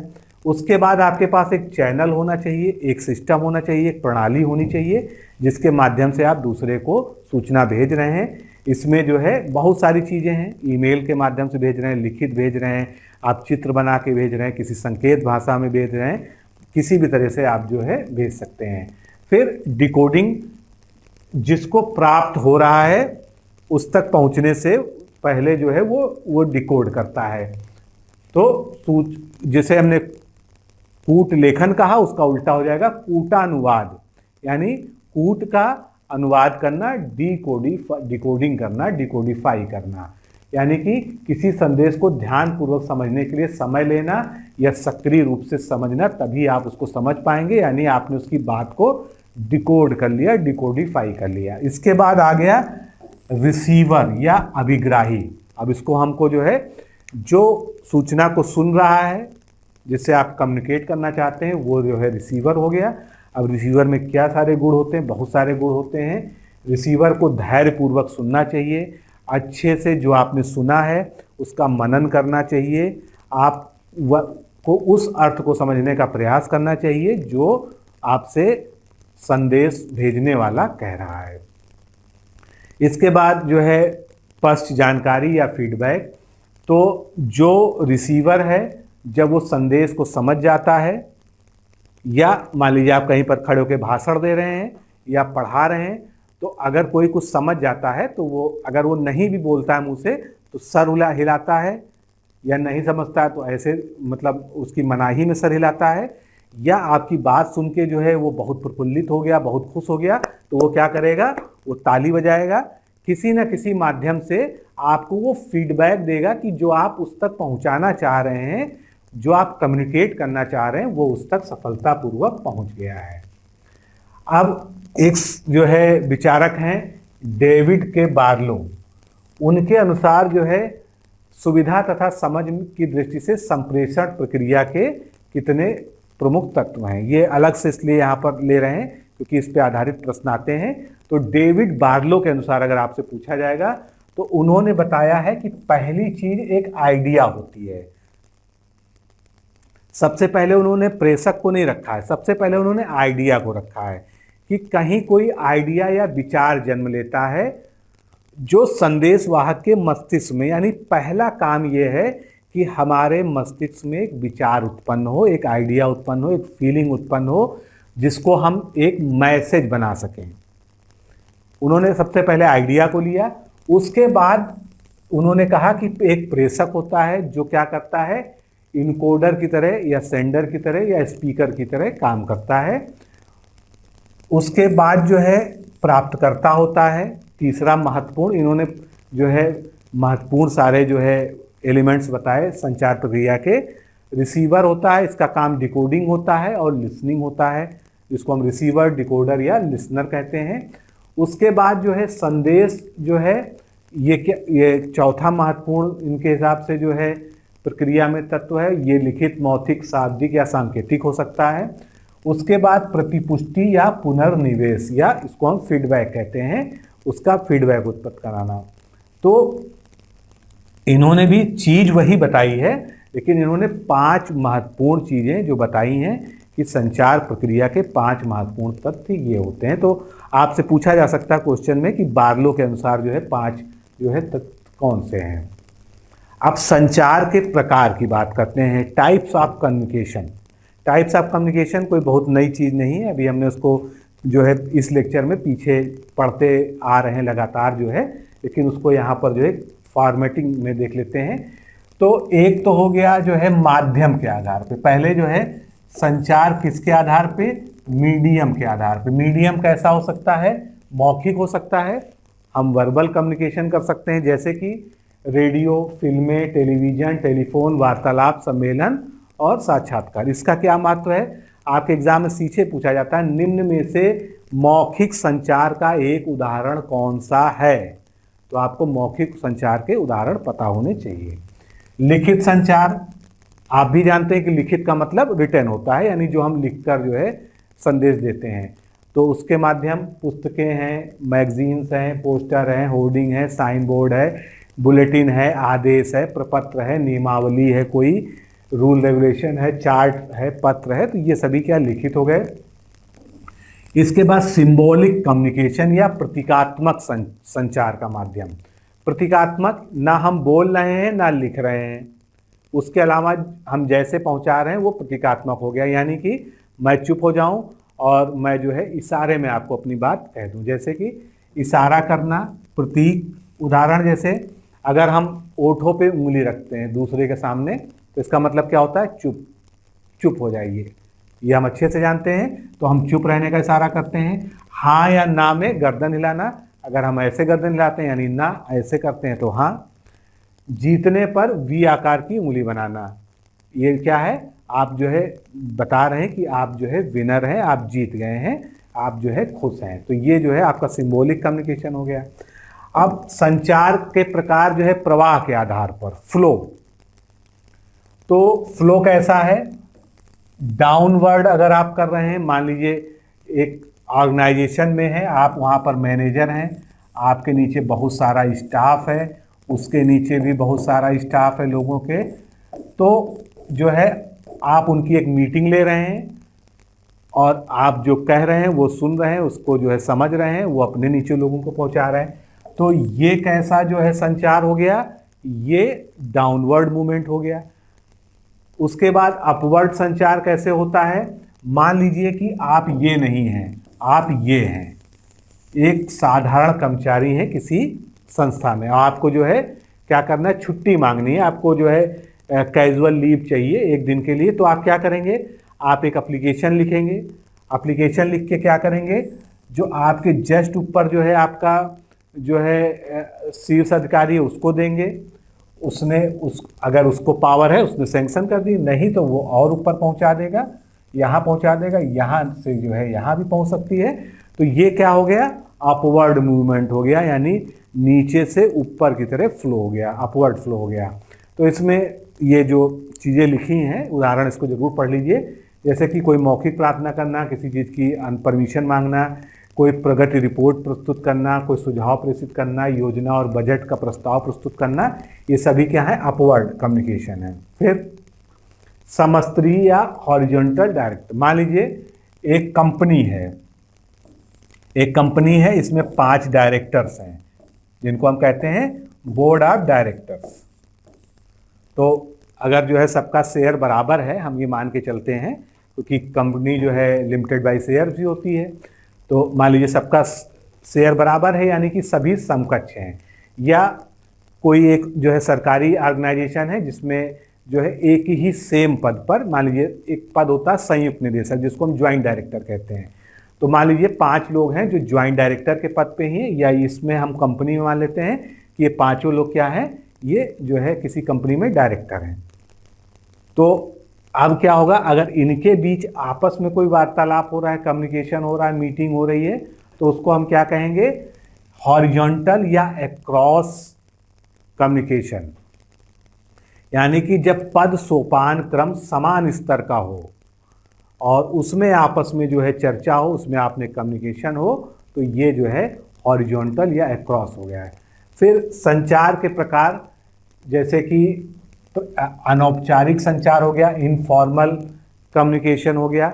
फॉर्मल मतलब जो होता है कि हम किसी एक खास जो है तरीके को का पालन करते हुए किसी रूल रेगुलेशन के तहत कोई कार्य करते हैं। इनफॉर्मल होता है कि हम जो है किसी एक स्थापित नियम को पालन ना करते हुए एक नॉर्मल, एक सामान्य तरीके से कम्युनिकेट करते हैं। जैसे मान लीजिए सड़क पे दो लोग मिल गए आपस में, भले एक दूसरे को नहीं जानते, आपस में बातचीत करने लगे, ये क्या हुआ? इनफॉर्मल कम्युनिकेशन हो गया। फॉर्मल क्या हुआ? आप जो है एक कार्यालय में दो अधिकारी हैं, दोनों आपस में मीटिंग कर रहे हैं, तो ये क्या हो गया? फॉर्मल कम्युनिकेशन हो गया। तो यहाँ पर हम बात कर रहे हैं इनफॉर्मल की, जैसे कि मित्र मंडली में बात होना, किसी क्लब में होना, जो है इनफॉर्मल कोई प्रशासनिक अनुभाव है, जासूसी है। और इस प्रकार के संचार का सबसे बड़ा दोष किसको माना गया है? अफवाहों का फैलना, र्यूमर्स का फैलना। ये नोट कर लीजिएगा, इस तरह का क्वेश्चन आ चुका है। फिर सूचना प्राप्तकर्ता के आधार पर संचार कैसा हो सकता है? या तो व्यक्तिगत हो सकता है या सामूहिक हो सकता है। व्यक्तिगत का मतलब, अगर हम अपने एक दोस्त को ही कोई बात बता रहे हैं तो हमारा उसका पर्सनल मामला हो गया। हम अपने माता पिता से बात कर रहे हैं तो हमारे माता पिता या हमारी माता या पिता से हमारा जो कम्युनिकेशन है वो कैसा है? वो व्यक्तिगत है, पर्सनल है। लेकिन वहीं पर अगर हम जो है एक बड़े ग्रुप में बैठे हुए हैं, एक सामूहिक रूप से बातचीत कर रहे हैं, तो वो क्या हो गया? सामूहिक हो गया। तो इसके आधार पर जो है संगठनात्मक स्थिति कैसी है, वो व्यक्तिगत है या सामूहिक है, उसके आधार पर तीन स्थितियां हो सकती हैं। एक तो आंतरिक संचार हो गया, इंटर, कोई एक ऑर्गेनाइजेशन है, उसमें अंदर सारे कर्मचारियों के बीच में कोई कम्युनिकेशन हो रहा है। बाह्य संचार, संगठन तथा जन साधारण के बीच में कोई जो है संचार हो रहा है, जिसको हम जन संपर्क भी कहते हैं, पब्लिक रिलेशन भी कहते हैं। इसके अलावा जो है अंतर्वैयक्तिक संचार, जिसको हम इंटरपर्सनल कम्युनिकेशन कहते हैं, जो हम पढ़ ही रहे हैं। तो ये संगठन के कार्मिकों के मध्य अगर कोई व्यक्तिगत संचार हो रहा है तो वो इंटरपर्सनल में आ जाएगा। अब संचार के मोड बहुत ही कॉमन चीज़ें हैं। संचार के क्या क्या माध्यम हो सकते हैं? एक तो ऑडियो हो गया, श्रव्य माध्यम। ऑडियो का मतलब सभा, सम्मेलन, संगोष्ठी, भेंटवाणी, साक्षात्कार, व्यक्तिगत परामर्श, मुलाकात, टेलीफोन के माध्यम से टेप करके आपने अपनी बात भेज दी, सीडी के माध्यम से भेज दी, रेडियो के माध्यम से भेज दी। विजुअल कैसे होगा? देख कर या पढ़कर अगर हम किसी चीज़ को कम्युनिकेट करते हैं, जैसे कि कोई सर्कुलर है, कोई ऑर्डर है, कोई पुस्तक है, कोई प्रतिवेदन है, कोई चित्र है, फोटो है, ये सब आ जाएगा। ऑडियो विजुअल, जिसमें ऑडियो भी हो और चित्र भी हो, जैसे कि हमारा फिल्म हो गया, टेलीविज़न हो गया, फिल्में, नाटक, व्यक्तिगत या सामूहिक अभिनय, थिएटर, ये सभी क्या है? ऑडियो विजुअल हो गया। मिलेट ने जो है संगठनों में सम्मेलन या कॉन्फ्रेंस की महत्वपूर्ण उपयोगिताएं बताई हैं। ये एक बार एग्जाम में पूछा जा चुका है, तो इसको यहाँ पर स्पेसिफिक रूप से देख लेते हैं। उन्होंने जो है बताया है कि अगर कोई संगठनों में सम्मेलन होता है, कॉन्फ्रेंस होता है, तो उसमें समस्याओं की जानकारी प्राप्त करना जो है उसकी एक महत्वपूर्ण उपयोगिता होती है। कि कॉन्फ्रेंस कर रहे हैं तो क्या होता है? सभी लोग अपनी अपनी बात करते हैं, अपनी अपनी प्रॉब्लम्स बताते हैं। समस्याओं का समाधान वहाँ पर हो सकता है जब आपस में डिस्कशन करते हैं। कोई निर्णय हम ले सकते हैं, सभी लोगों से डिस्कस करके स्वीकृति प्राप्त कर सकते हैं, निष्पादन कर सकते हैं किसी कार्य का। संगठन से संबद्ध कार्मिकों में एकता का भाव उत्पन्न करना, कार्मिक वर्ग के कार्य निष्पादन का मूल्यांकन करना, प्रशासनिक कार्मिकों को सूचनाओं का आदान प्रदान करना। अब संचार में बाधाएं क्या क्या आती हैं, ये भी जो है महत्वपूर्ण है कि संचार में बाधाएं क्या क्या आती हैं। तो संचार में एक जो है सबसे बड़ी बाधा आ सकती है भाषा संबंधी। अगर आपकी लैंग्वेज स्पष्ट नहीं है, आपकी भाषा स्पष्ट नहीं है, तो जो है आपका कम्युनिकेशन सफल नहीं होगा। यानी भाषा जो है एक बहुत बड़ी बाधा हो सकती है। तकनीकी और स्थानीय शब्दावली, मान लीजिए जो है आप जो है किसी ऐसे क्षेत्र में रहते हो जहाँ पर एक लोकल भाषा बोली जाती है और आप एक शहरी व्यक्ति से कम्युनिकेट कर रहे हैं तो निश्चित रूप से जो है वहाँ पर समस्या आएगी कम्युनिकेशन में। व्याख्या और बोध की समस्या, यानी इंटरप्रिटेशन एंड परसेप्शन। हमने बोला कुछ, उसको दूसरे ने उसकी व्याख्या को कुछ और समझा और उसका परसेप्शन यानी उसने जो है जो उसको अनुभूत किया वो अलग प्रकार से किया, यानी हम कहना कुछ चाहते थे, समझ वो कुछ और गया। इच्छा का अभाव, अगर आप में बहुत अच्छी जो है कम्युनिकेशन करने की इच्छा नहीं है तो आपका कम्युनिकेशन सफल नहीं होगा। माध्यम और प्रक्रिया की समस्या, मीडियम या मोड, चैनल अगर आपका अच्छा नहीं, स्पष्ट नहीं है। आकार और दूरी, आपका जो है जो कम्युनिकेशन है उसका आकार क्या, आप ग्रुप में कर रहे हैं या पब्लिक मीटिंग कर रहे हैं या दो लोगों के बीच में कर रहे हैं, कितनी दूरी है।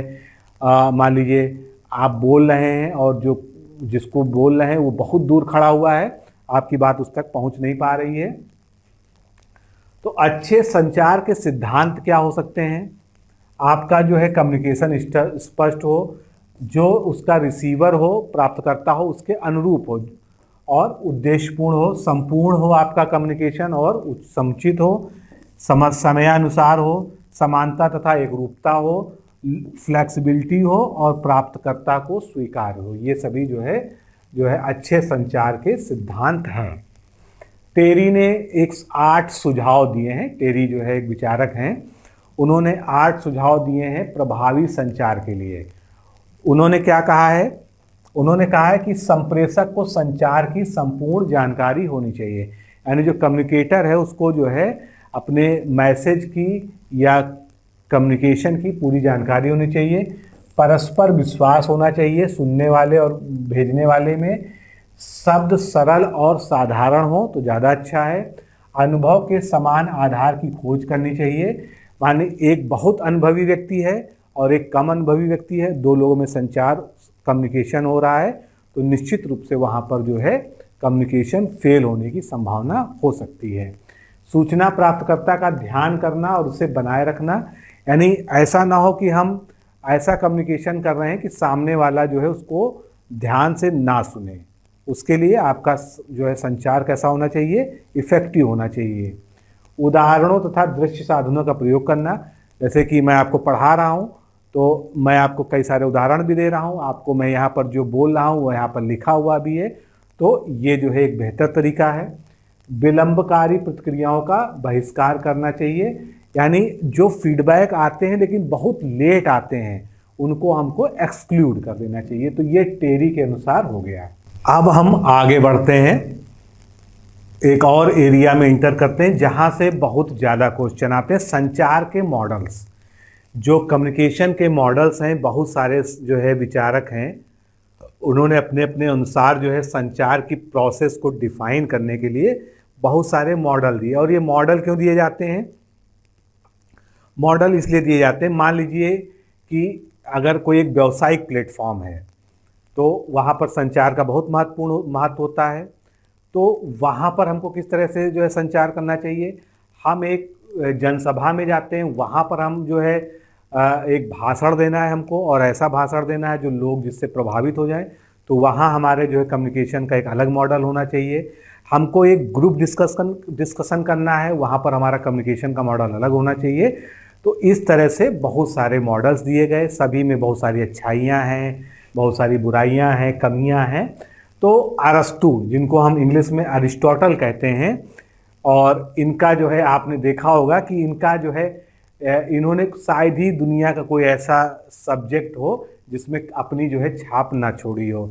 साइंस से लेके मनोविज्ञान तक, सामाजिक विज्ञान तक जो है और कॉस्मोलॉजी तक जो है इनकी अप्रोच रही है।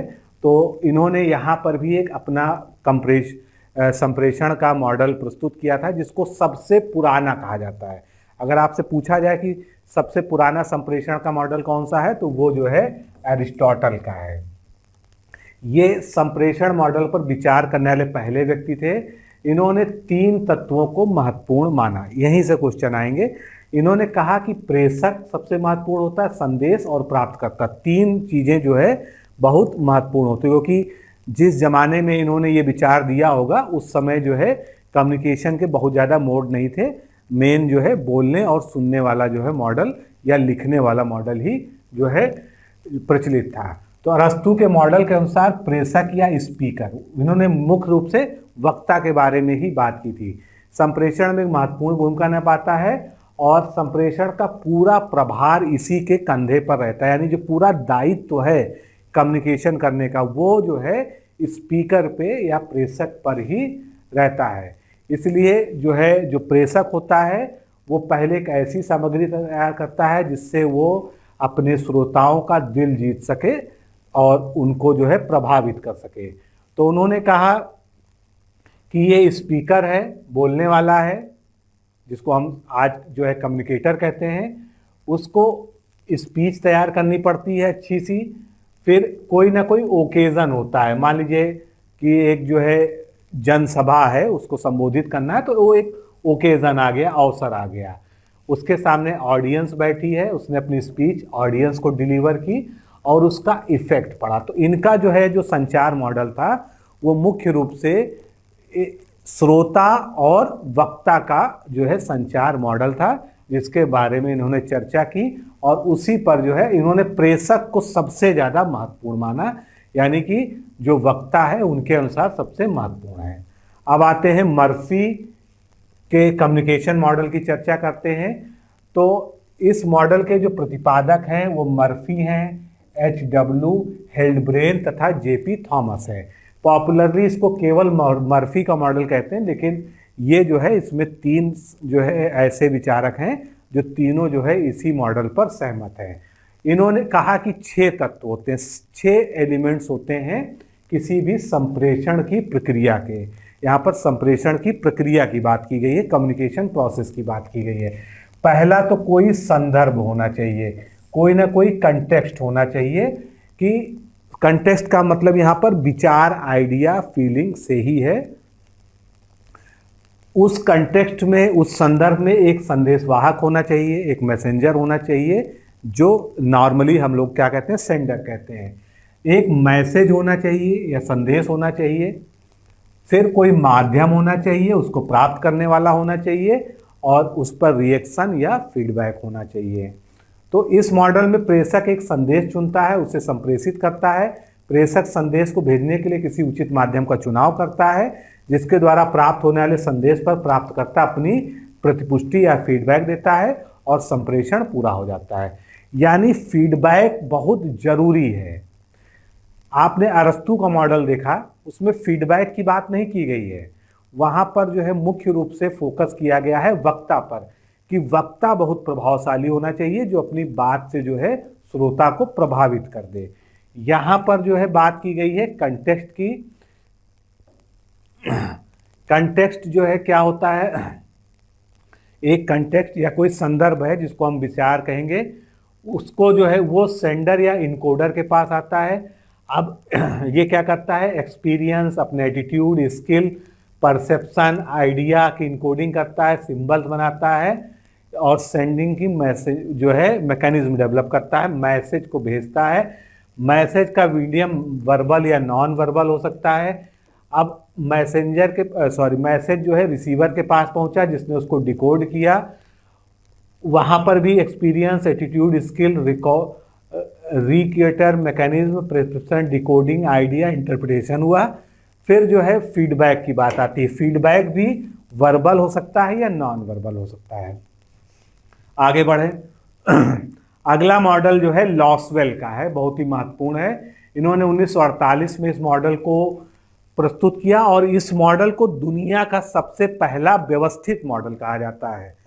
तो इसको दुनिया का सबसे पहला व्यवस्थित मॉडल कहते हैं। 1948 में जो है ये लॉसवेल ने दिया। इस मॉडल के अनुसार प्रेषक उचित माध्यम का प्रयोग करके प्राप्तकर्ता को अपने विचारों से प्रभावित करता है।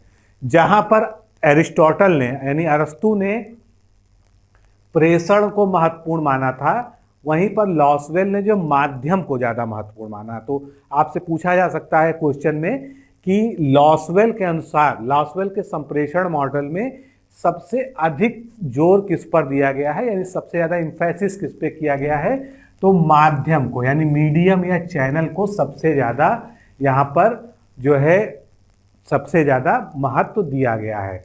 और इनका जो मॉडल है वो प्रश्नावली के फॉर्म में है, जैसे हमने पहले जो है 5 प्रश्न देखे थे संप्रेषण के लिए, उसी तरह से। कौन, तो प्रेषक, भेजने वाला कौन है, प्रेषक। क्या कहा उसने, जो कहा वो संदेश बन गया। किस माध्यम से भेजा, उसको हम संप्रेषण माध्यम कहेंगे। किसके लिए भेजा, जिसके लिए भेजा उसको हमने श्रोता कहा। किस प्रभाव के साथ भेजा, उसको हमने प्रभाव कहा। तो वो यहां पर लिखा हुआ है। हु, यानी हु कौन है, सेंडर है। सेज व्हाट, उसने क्या कहा, उसने मैसेज कहा। चैनल क्या है, चैनल एक मीडियम होगा। टू हुम, किसको भेजना है संदेश, रिसीवर को भेजना है। विच व्हाट इफेक्ट, फीडबैक, यानी इसका इफेक्ट क्या पड़ा, फीडबैक हुआ। तो ये जो है किसका हो गया, लॉसवेल का मॉडल जो हो गया संप्रेषण का। इसके बाद शैनन और वीवर का, बहुत ही महत्वपूर्ण, बहुत ही ज्यादा बार पूछा गया है। इसको टेलीफोन मॉडल भी कहते हैं। मुख्यतः जो है ये टेलीफोन पर बातचीत को ध्यान में रखकर इन्होंने बनाया था। तो शैनन और वीवर मॉडल संप्रेषण का सबसे ज्यादा लोकप्रिय मॉडल है और दुनिया भर में व्यापक रूप से स्वीकार किया जाता है। इस मॉडल को C.E. शैनन और W. वीवर ने 1949 में प्रस्तुत किया था। शैनन और वीवर मॉडल के अनुसार संदेश वास्तव में उस व्यक्ति से उत्पन्न होता है जिसके पास कोई विचार होता है, यानी आइडिया होना जरूरी होता है तभी संदेश बनता है, या जिसके पास कोई जानकारी हो, कोई भी इंफॉर्मेशन हो, तभी वो जो है मैसेज बना सकता है। ये मॉडल मुख्यतः रेडियो और टेलीफोन के तकनीकी संप्रेषण से संबंधित है। इसमें भी 5 तत्व निहित हैं। कौन कौन से, सूचना का स्रोत, सूचना का स्रोत क्या है, कोई विचार या संदेश, आइडिया या मैसेज। फिर वो कहाँ पहुंचा, ट्रांसमीटर के पास में। ट्रांसमीटर का मतलब क्या है, यहाँ पर टेलीफोन के ट्रांसमीटर की बात की। तो मुंह से मस्तिष्क में, शोर और ध्यान भंग बाहरी बाधाओं के साथ में, क्योंकि वहां पर जो है क्या होगा, शोर भी होगा, यानी इन्होंने शोर को जो है इसमें शामिल किया था, नॉइस को भी इसमें शामिल किया था। फिर वो संकेत के रूप में हो जाता है, प्राप्तकर्ता को संकेतों की प्राप्ति होती है और अंत में जो है क्या होता है, संदेश प्राप्त हो जाता है। तो इसको इस चित्र के माध्यम से समझाया गया है। यहाँ पर सूचना का एक स्रोत है जो या जिसकी उत्पत्ति कैसे होती है, विचार या संदेश से। फिर प्रेषक आ जाते हैं। प्रेषक जो है किसी माध्यम से जो है कम्युनिकेशन माध्यम से गुजरता है। यहाँ पर कोलाहल या शोर यानी नॉइस भी इसमें जुड़ जाती है।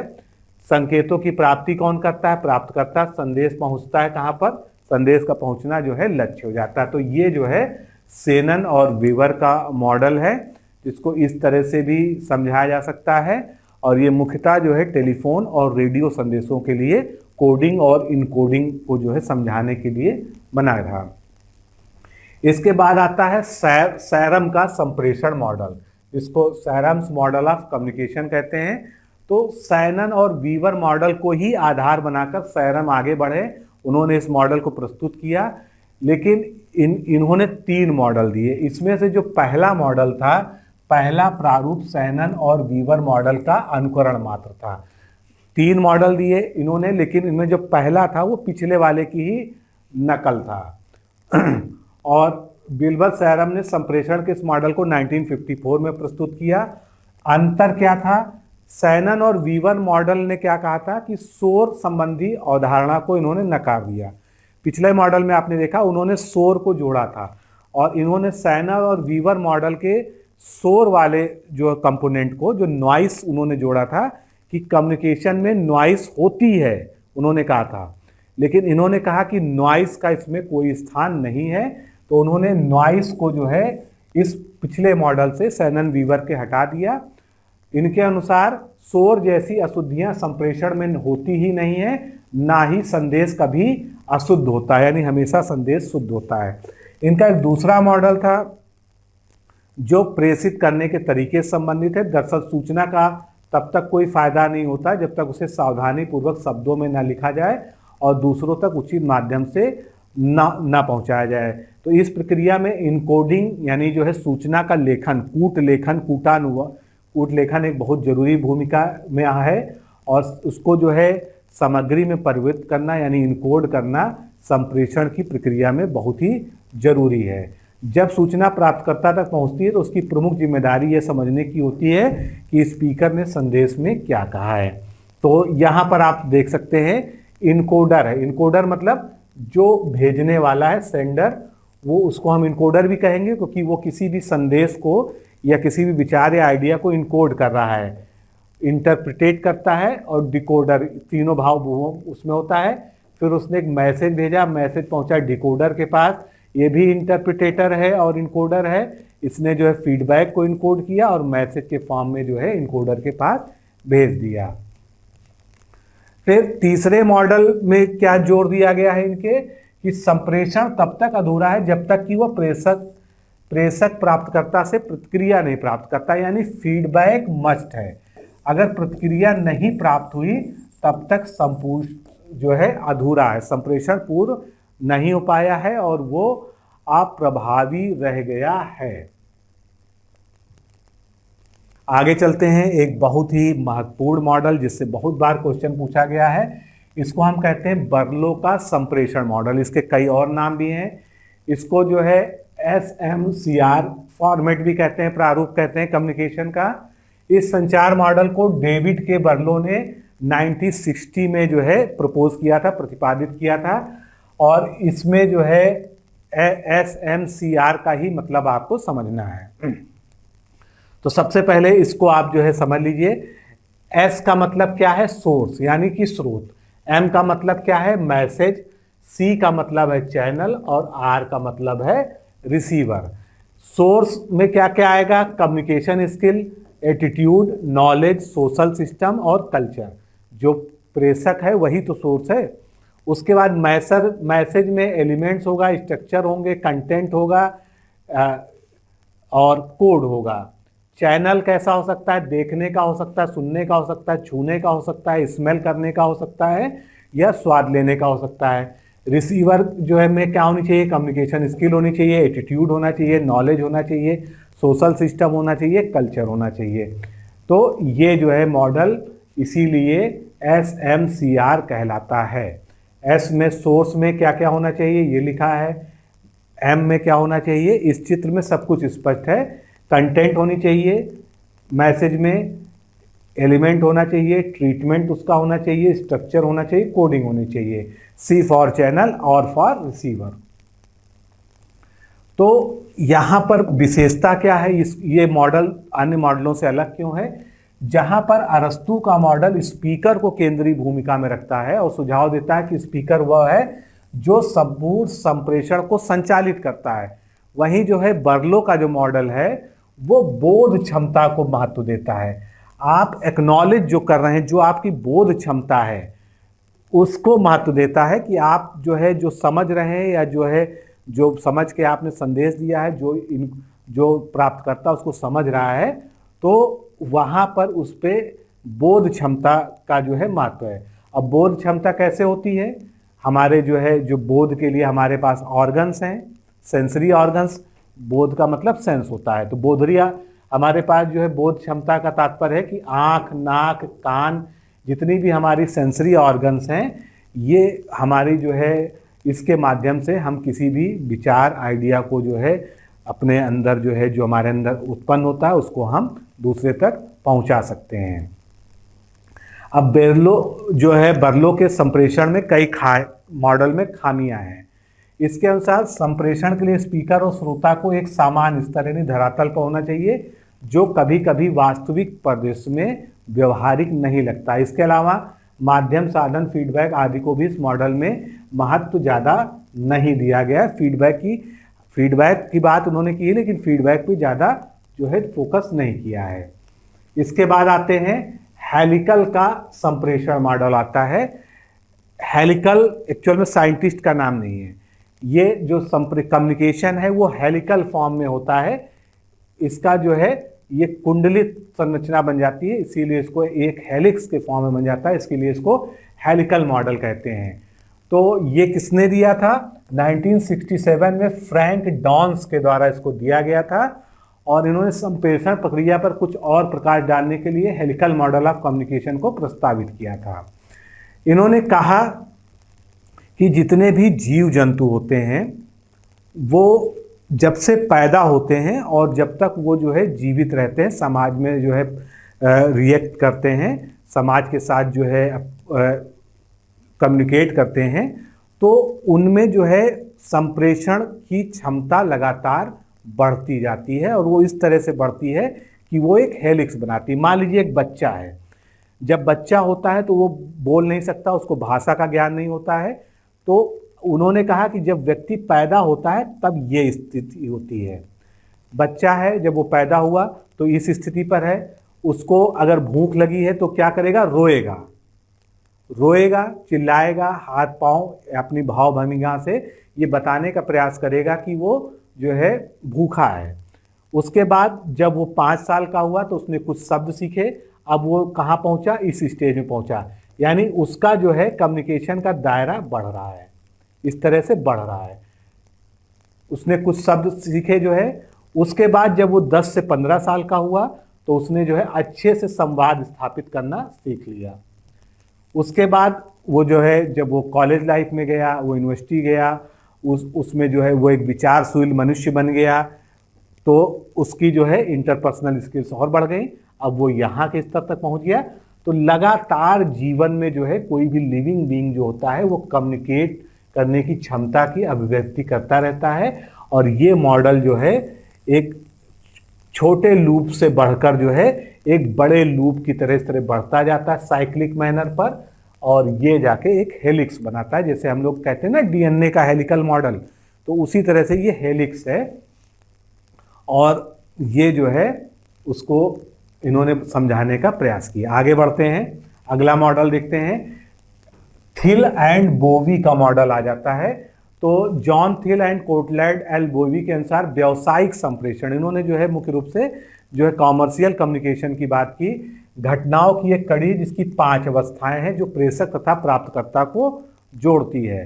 तो उन्होंने 5 अवस्थाएं बताई और उनके जो है 5 अवस्थाओं में जो है मुख्य संगठक कौन से हैं। विचार, विचार का संदेश के रूप में परिवर्तन, संदेश का संप्रेषण, प्राप्तकर्ता द्वारा संदेश की प्राप्ति और प्राप्तकर्ता द्वारा पुष्टि। तो ये सारी चीज़ें अब आप अच्छे से समझने लगे हैं क्योंकि आप जो है सब कुछ पीछे से पढ़ते आ रहे हैं, तो इसको एक्सप्लेन करने की आवश्यकता यहाँ नहीं रह गई है। तो संदेश है, विचार प्रेषक है, भौतिक प्रसारण किया, प्राप्तकर्ता तक पहुँचा, उसका फीडबैक मिला और वो जो है फिर से प्रेषक के पास पहुँच गया। तो ये जो है इन्होंने बताया।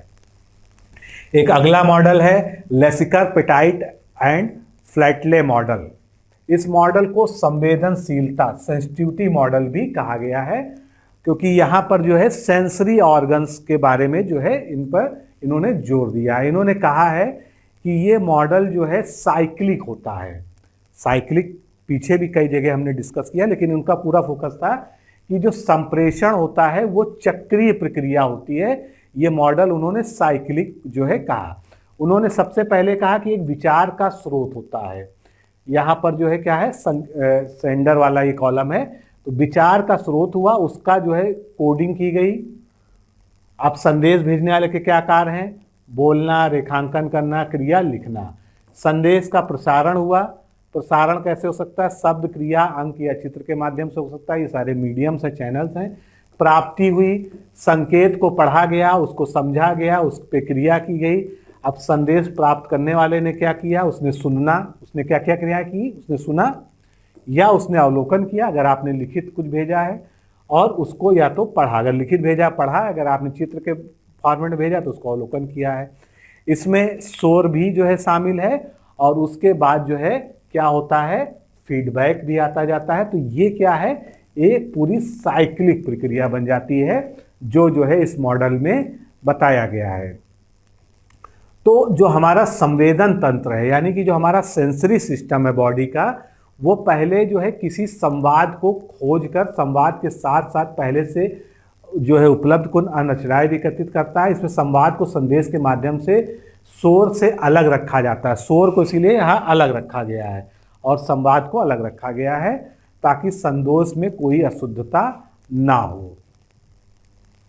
तो इस मॉडल के अनुसार क्या है, जो है संप्रेषण एक गतिशील प्रक्रिया है, एक डायनेमिक प्रोसेस है और इसमें जो संगठक शामिल है वो हमने देख लिया, जो है चित्र के माध्यम से संदेश का प्रेषण होता है, हमारे सेंसरी आर्गन द्वारा संवेद को समझा जाता है, फिल्टर किया जाता है, प्रतिक्रिया की रचना की जाती है यानी फीडबैक बनाया जाता है, उसको भेजा जाता है, और यही क्रम जो है फिर से आवृत्ति होती है, साइक्लिक मैनर में ये चलता रहता है।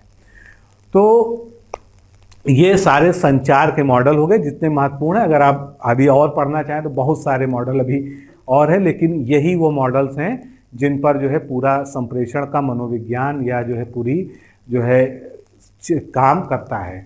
इसके बाद इंटरपर्सनल रिलेशन एंड कम्युनिकेशन में जो है हम आगे बढ़ते हैं। तो मानव व्यवहार के समाजशास्त्रीय आधारों को, यानी जो सोशल जो आधार हैं, उसका मौलिक स्रोत जो है सामाजिक अंतःक्रिया है, यानी सोशल इंटरेक्शंस है, और ये अंतःक्रियाएं ही, ये सोशल इंटरेक्शंस ही अंततः वैयक्तिक संबंधों का यानी पर्सनल रिलेशंस को बनाती है। तो जो अंतर वैयक्तिकता होती है यानी इंटरपर्सनल होती है, इसकी शुरुआत जो है कैसे होती है, जैसे कि माता पिता और बालक के बीच में, मित्रों के बीच में, सहकर्मियों के बीच में, और कार्यालय में पारस्परिक संवाद के बीच में। अब संप्रेषण जो हम करते हैं, संप्रेषण के जो है कई सारे मॉड हमने पढ़े समझे, लेकिन कुछ जो है केवल हम बिना बोले ही अपने गेस्चर से, अपने जो है शरीर के हाव भाव से, अपनी भाव भंगिमाओं से दूसरे को अपना संदेश दे देते हैं। जैसे कि कुछ जो है एग्जाम में पूछे भी जाते हैं तो डिस्कस कर लेते हैं। जैसे कोई रिलैक्स मुद्रा में बैठा है, शिथिल मुद्रा में बैठा है, तो क्या होगा, हम क्या उसका मतलब लगाएंगे कि व्यक्ति और वार्तालाप में दिलचस्पी को इंगित करता है। अगर आप कोई बात में जो है इंटरेस्ट ले रहा है तो वो एक रिलैक्स होकर बैठा हुआ है। बाहें आराम की मुद्रा में है, यानी कि आराम की मुद्रा में है जो है, तो क्या होता है, उससे ये पता चलता है कि निष्कपटता है और खुलेपन का ये संकेत होता है कि आपकी बात को खुले तौर पे समझ रहा है। आँखों से अगर गुड आई कांटेक्ट है, हम जो है पढ़ते पढ़ाते समय, बातचीत करते समय दूसरे की आंखों में देख के बात करते हैं, तो इसका मतलब होता है कि हम उसमें जो है इंटरेस्ट ले रहे हैं जो वो बता रहा है। सिर हिलाना, नॉडिंग जिसे कहते हैं, ये भी जो है होता है, क्योंकि हम जैसे कोई बात समझते हैं तो बीच बीच में हल्का सा सर हिलाते हैं। इसका मतलब क्या होता है कि हमको दूसरे की बात समझ में आ रही है, हम उसमें इंटरेस्ट ले रहे हैं। अगर आगे झुके हुए हैं, लीनिंग फॉरवर्ड हैं, तो ये क्या कहता है कि श्रोता की बात में जो है सुनने वाले की एकाग्रता है। थोड़ा सा आगे झुक के जो लोग बैठ के सुनते हैं, इसका मतलब जो है कि हम जो है बोलने वाले को बहुत ध्यान से एकाग्र तरीके से सुन रहे हैं। लीनिंग बैक, पीछे हैं आराम से, इसका मतलब जो है कि हम अत्यधिक आत्मविश्वास में हैं। जो लोग पीछे बिल्कुल आराम से इस तरह से बैठते हैं, उसका मतलब जो है कि उसमें विभ्रांति है और आत्मविश्वास का सूचक है। तरोताजा होने के साथ सीधा खड़ा होना, ये जो है कॉन्फिडेंस को जो है शो करता है। पैर पर पैर चढ़ाकर बैठना, जो बैठते हैं तो ये जो है उचाट दिखने का जो है द्योतक होता है। इसके बाद छाती पर बाह फंसाना, यानी कि ये मुद्रा जो कहलाती है, इसका क्या मतलब माना जाता है मनोविज्ञान में, बचाव की मुद्रा। हालांकि जरूरी नहीं है कि आदमी बचाव की मुद्रा में के, लेकिन मनोवैज्ञानिक अध्ययन में इसको बचाव की मुद्रा में हम देखते हैं। जेब में हाथ डालकर चलना, इस तरह से जेब में, तो ये क्या है, उदासी का द्योतक माना जाता है। कुछ लोग मस्ती में भी ऐसा करते हैं, लेकिन जो है मनोविज्ञान में जो है इसको जो है उदासी का द्योतक माना जाता है। गाल पर हाथ रखना, कोई भी यूं बैठा होता है या इस एक तरह से यूं होता है, इसका मतलब जो है कि वो किसी चिंता या गहरी सोच में है। नाक को थोड़ा थोड़ा छूना और रगड़ना, ये इस तरह से बहुत लोग करते हैं। ये क्या होता है, आपकी अस्वीकृति को जो है व्यक्त करता है, या आप जो है बात पर शंका कर रहे हैं। आंख रगड़ना, ये भी शंका और अविश्वास का जो है द्योतक है, इस तरह से करना। त्योरियां चढ़ाना, ये क्या दिखाता है कि आप जो है किसी के काम को नापसंद कर रहे हैं। सीधा सा मतलब इसका गुस्सा ही होना होता है, उससे चिढ़ रहे हैं या उससे गुस्सा कर रहे हैं। कुलबुलाना या व्यग्र होना, तो इसको फिजिटिंग कहते हैं। तो इधर उधर बार बार टहलना, उंगलियों को थपथपाना, सामान्यतः उचाट, ऊब, अधीरता या उतावलेपन का संकेत होता है। जम्हाई लेना, ये ऊब दिखाना या भ्रम का द्योतक होता है। अब अंतर्वैयक्तिक संप्रेषण कौशल के लाभ क्या है, तो लाभ बताने की अब आवश्यकता ही नहीं रहेगी, क्योंकि आप लोग जो है आपने पूरा जो है अगर चैप्टर ध्यान से समझ लिया है तो आपको पता है, क्योंकि इसका लाभ यही है कि अगर आपका संप्रेषण कौशल अच्छा है तो आपके अंतर्वैयक्तिक संबंध अच्छे होंगे, आपके सामाजिक संबंध अच्छे होंगे, आप एक सफल व्यक्ति बनेंगे, आप अपनी जो है बात सब तक पहुंचा चुकेंगे। अगर आप किसी संगठन में हैं तो आप एक अच्छे प्रशासक बनेंगे, आप एक अच्छे कर्मचारी बनेंगे। अगर आप किसी प्रबंधन में हैं तो आप एक अच्छे प्रबंधन बनेंगे और जो है वहाँ पर जो है उत्पादन की क्षमता को बढ़ाएंगे। आप एक किसी बिजनेस में हैं तो अपने बिजनेस को बढ़ाएंगे और जो है आपका जो है बिजनेस में उत्पादन को जो है बढ़ाया जा सकेगा। तो ये सभी जो है इसके लाभ हैं, बहुत सारे लाभ हैं जो आप जो है स्वयं भी महसूस कर सकते हैं कि अगर आप में कम्युनिकेशन स्किल अच्छी है तो आप जो है समाज में किस तरह से लाभान्वित होते हैं। तो दोस्तों इस तरह से आज जो है इस चैप्टर में हमने इसको कंप्लीट कर लिया है।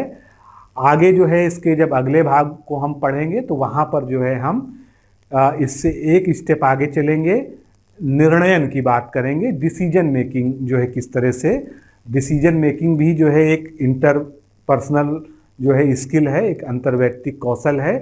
क्योंकि डिसीजन, अगर आप प्रशासकीय जिम्मेदारी में हैं तो डिसीजन लेना जो है, या आप एक सामाजिक जिम्मेदारी में हैं तो वहाँ भी डिसीजन का बहुत ही महत्व होता है।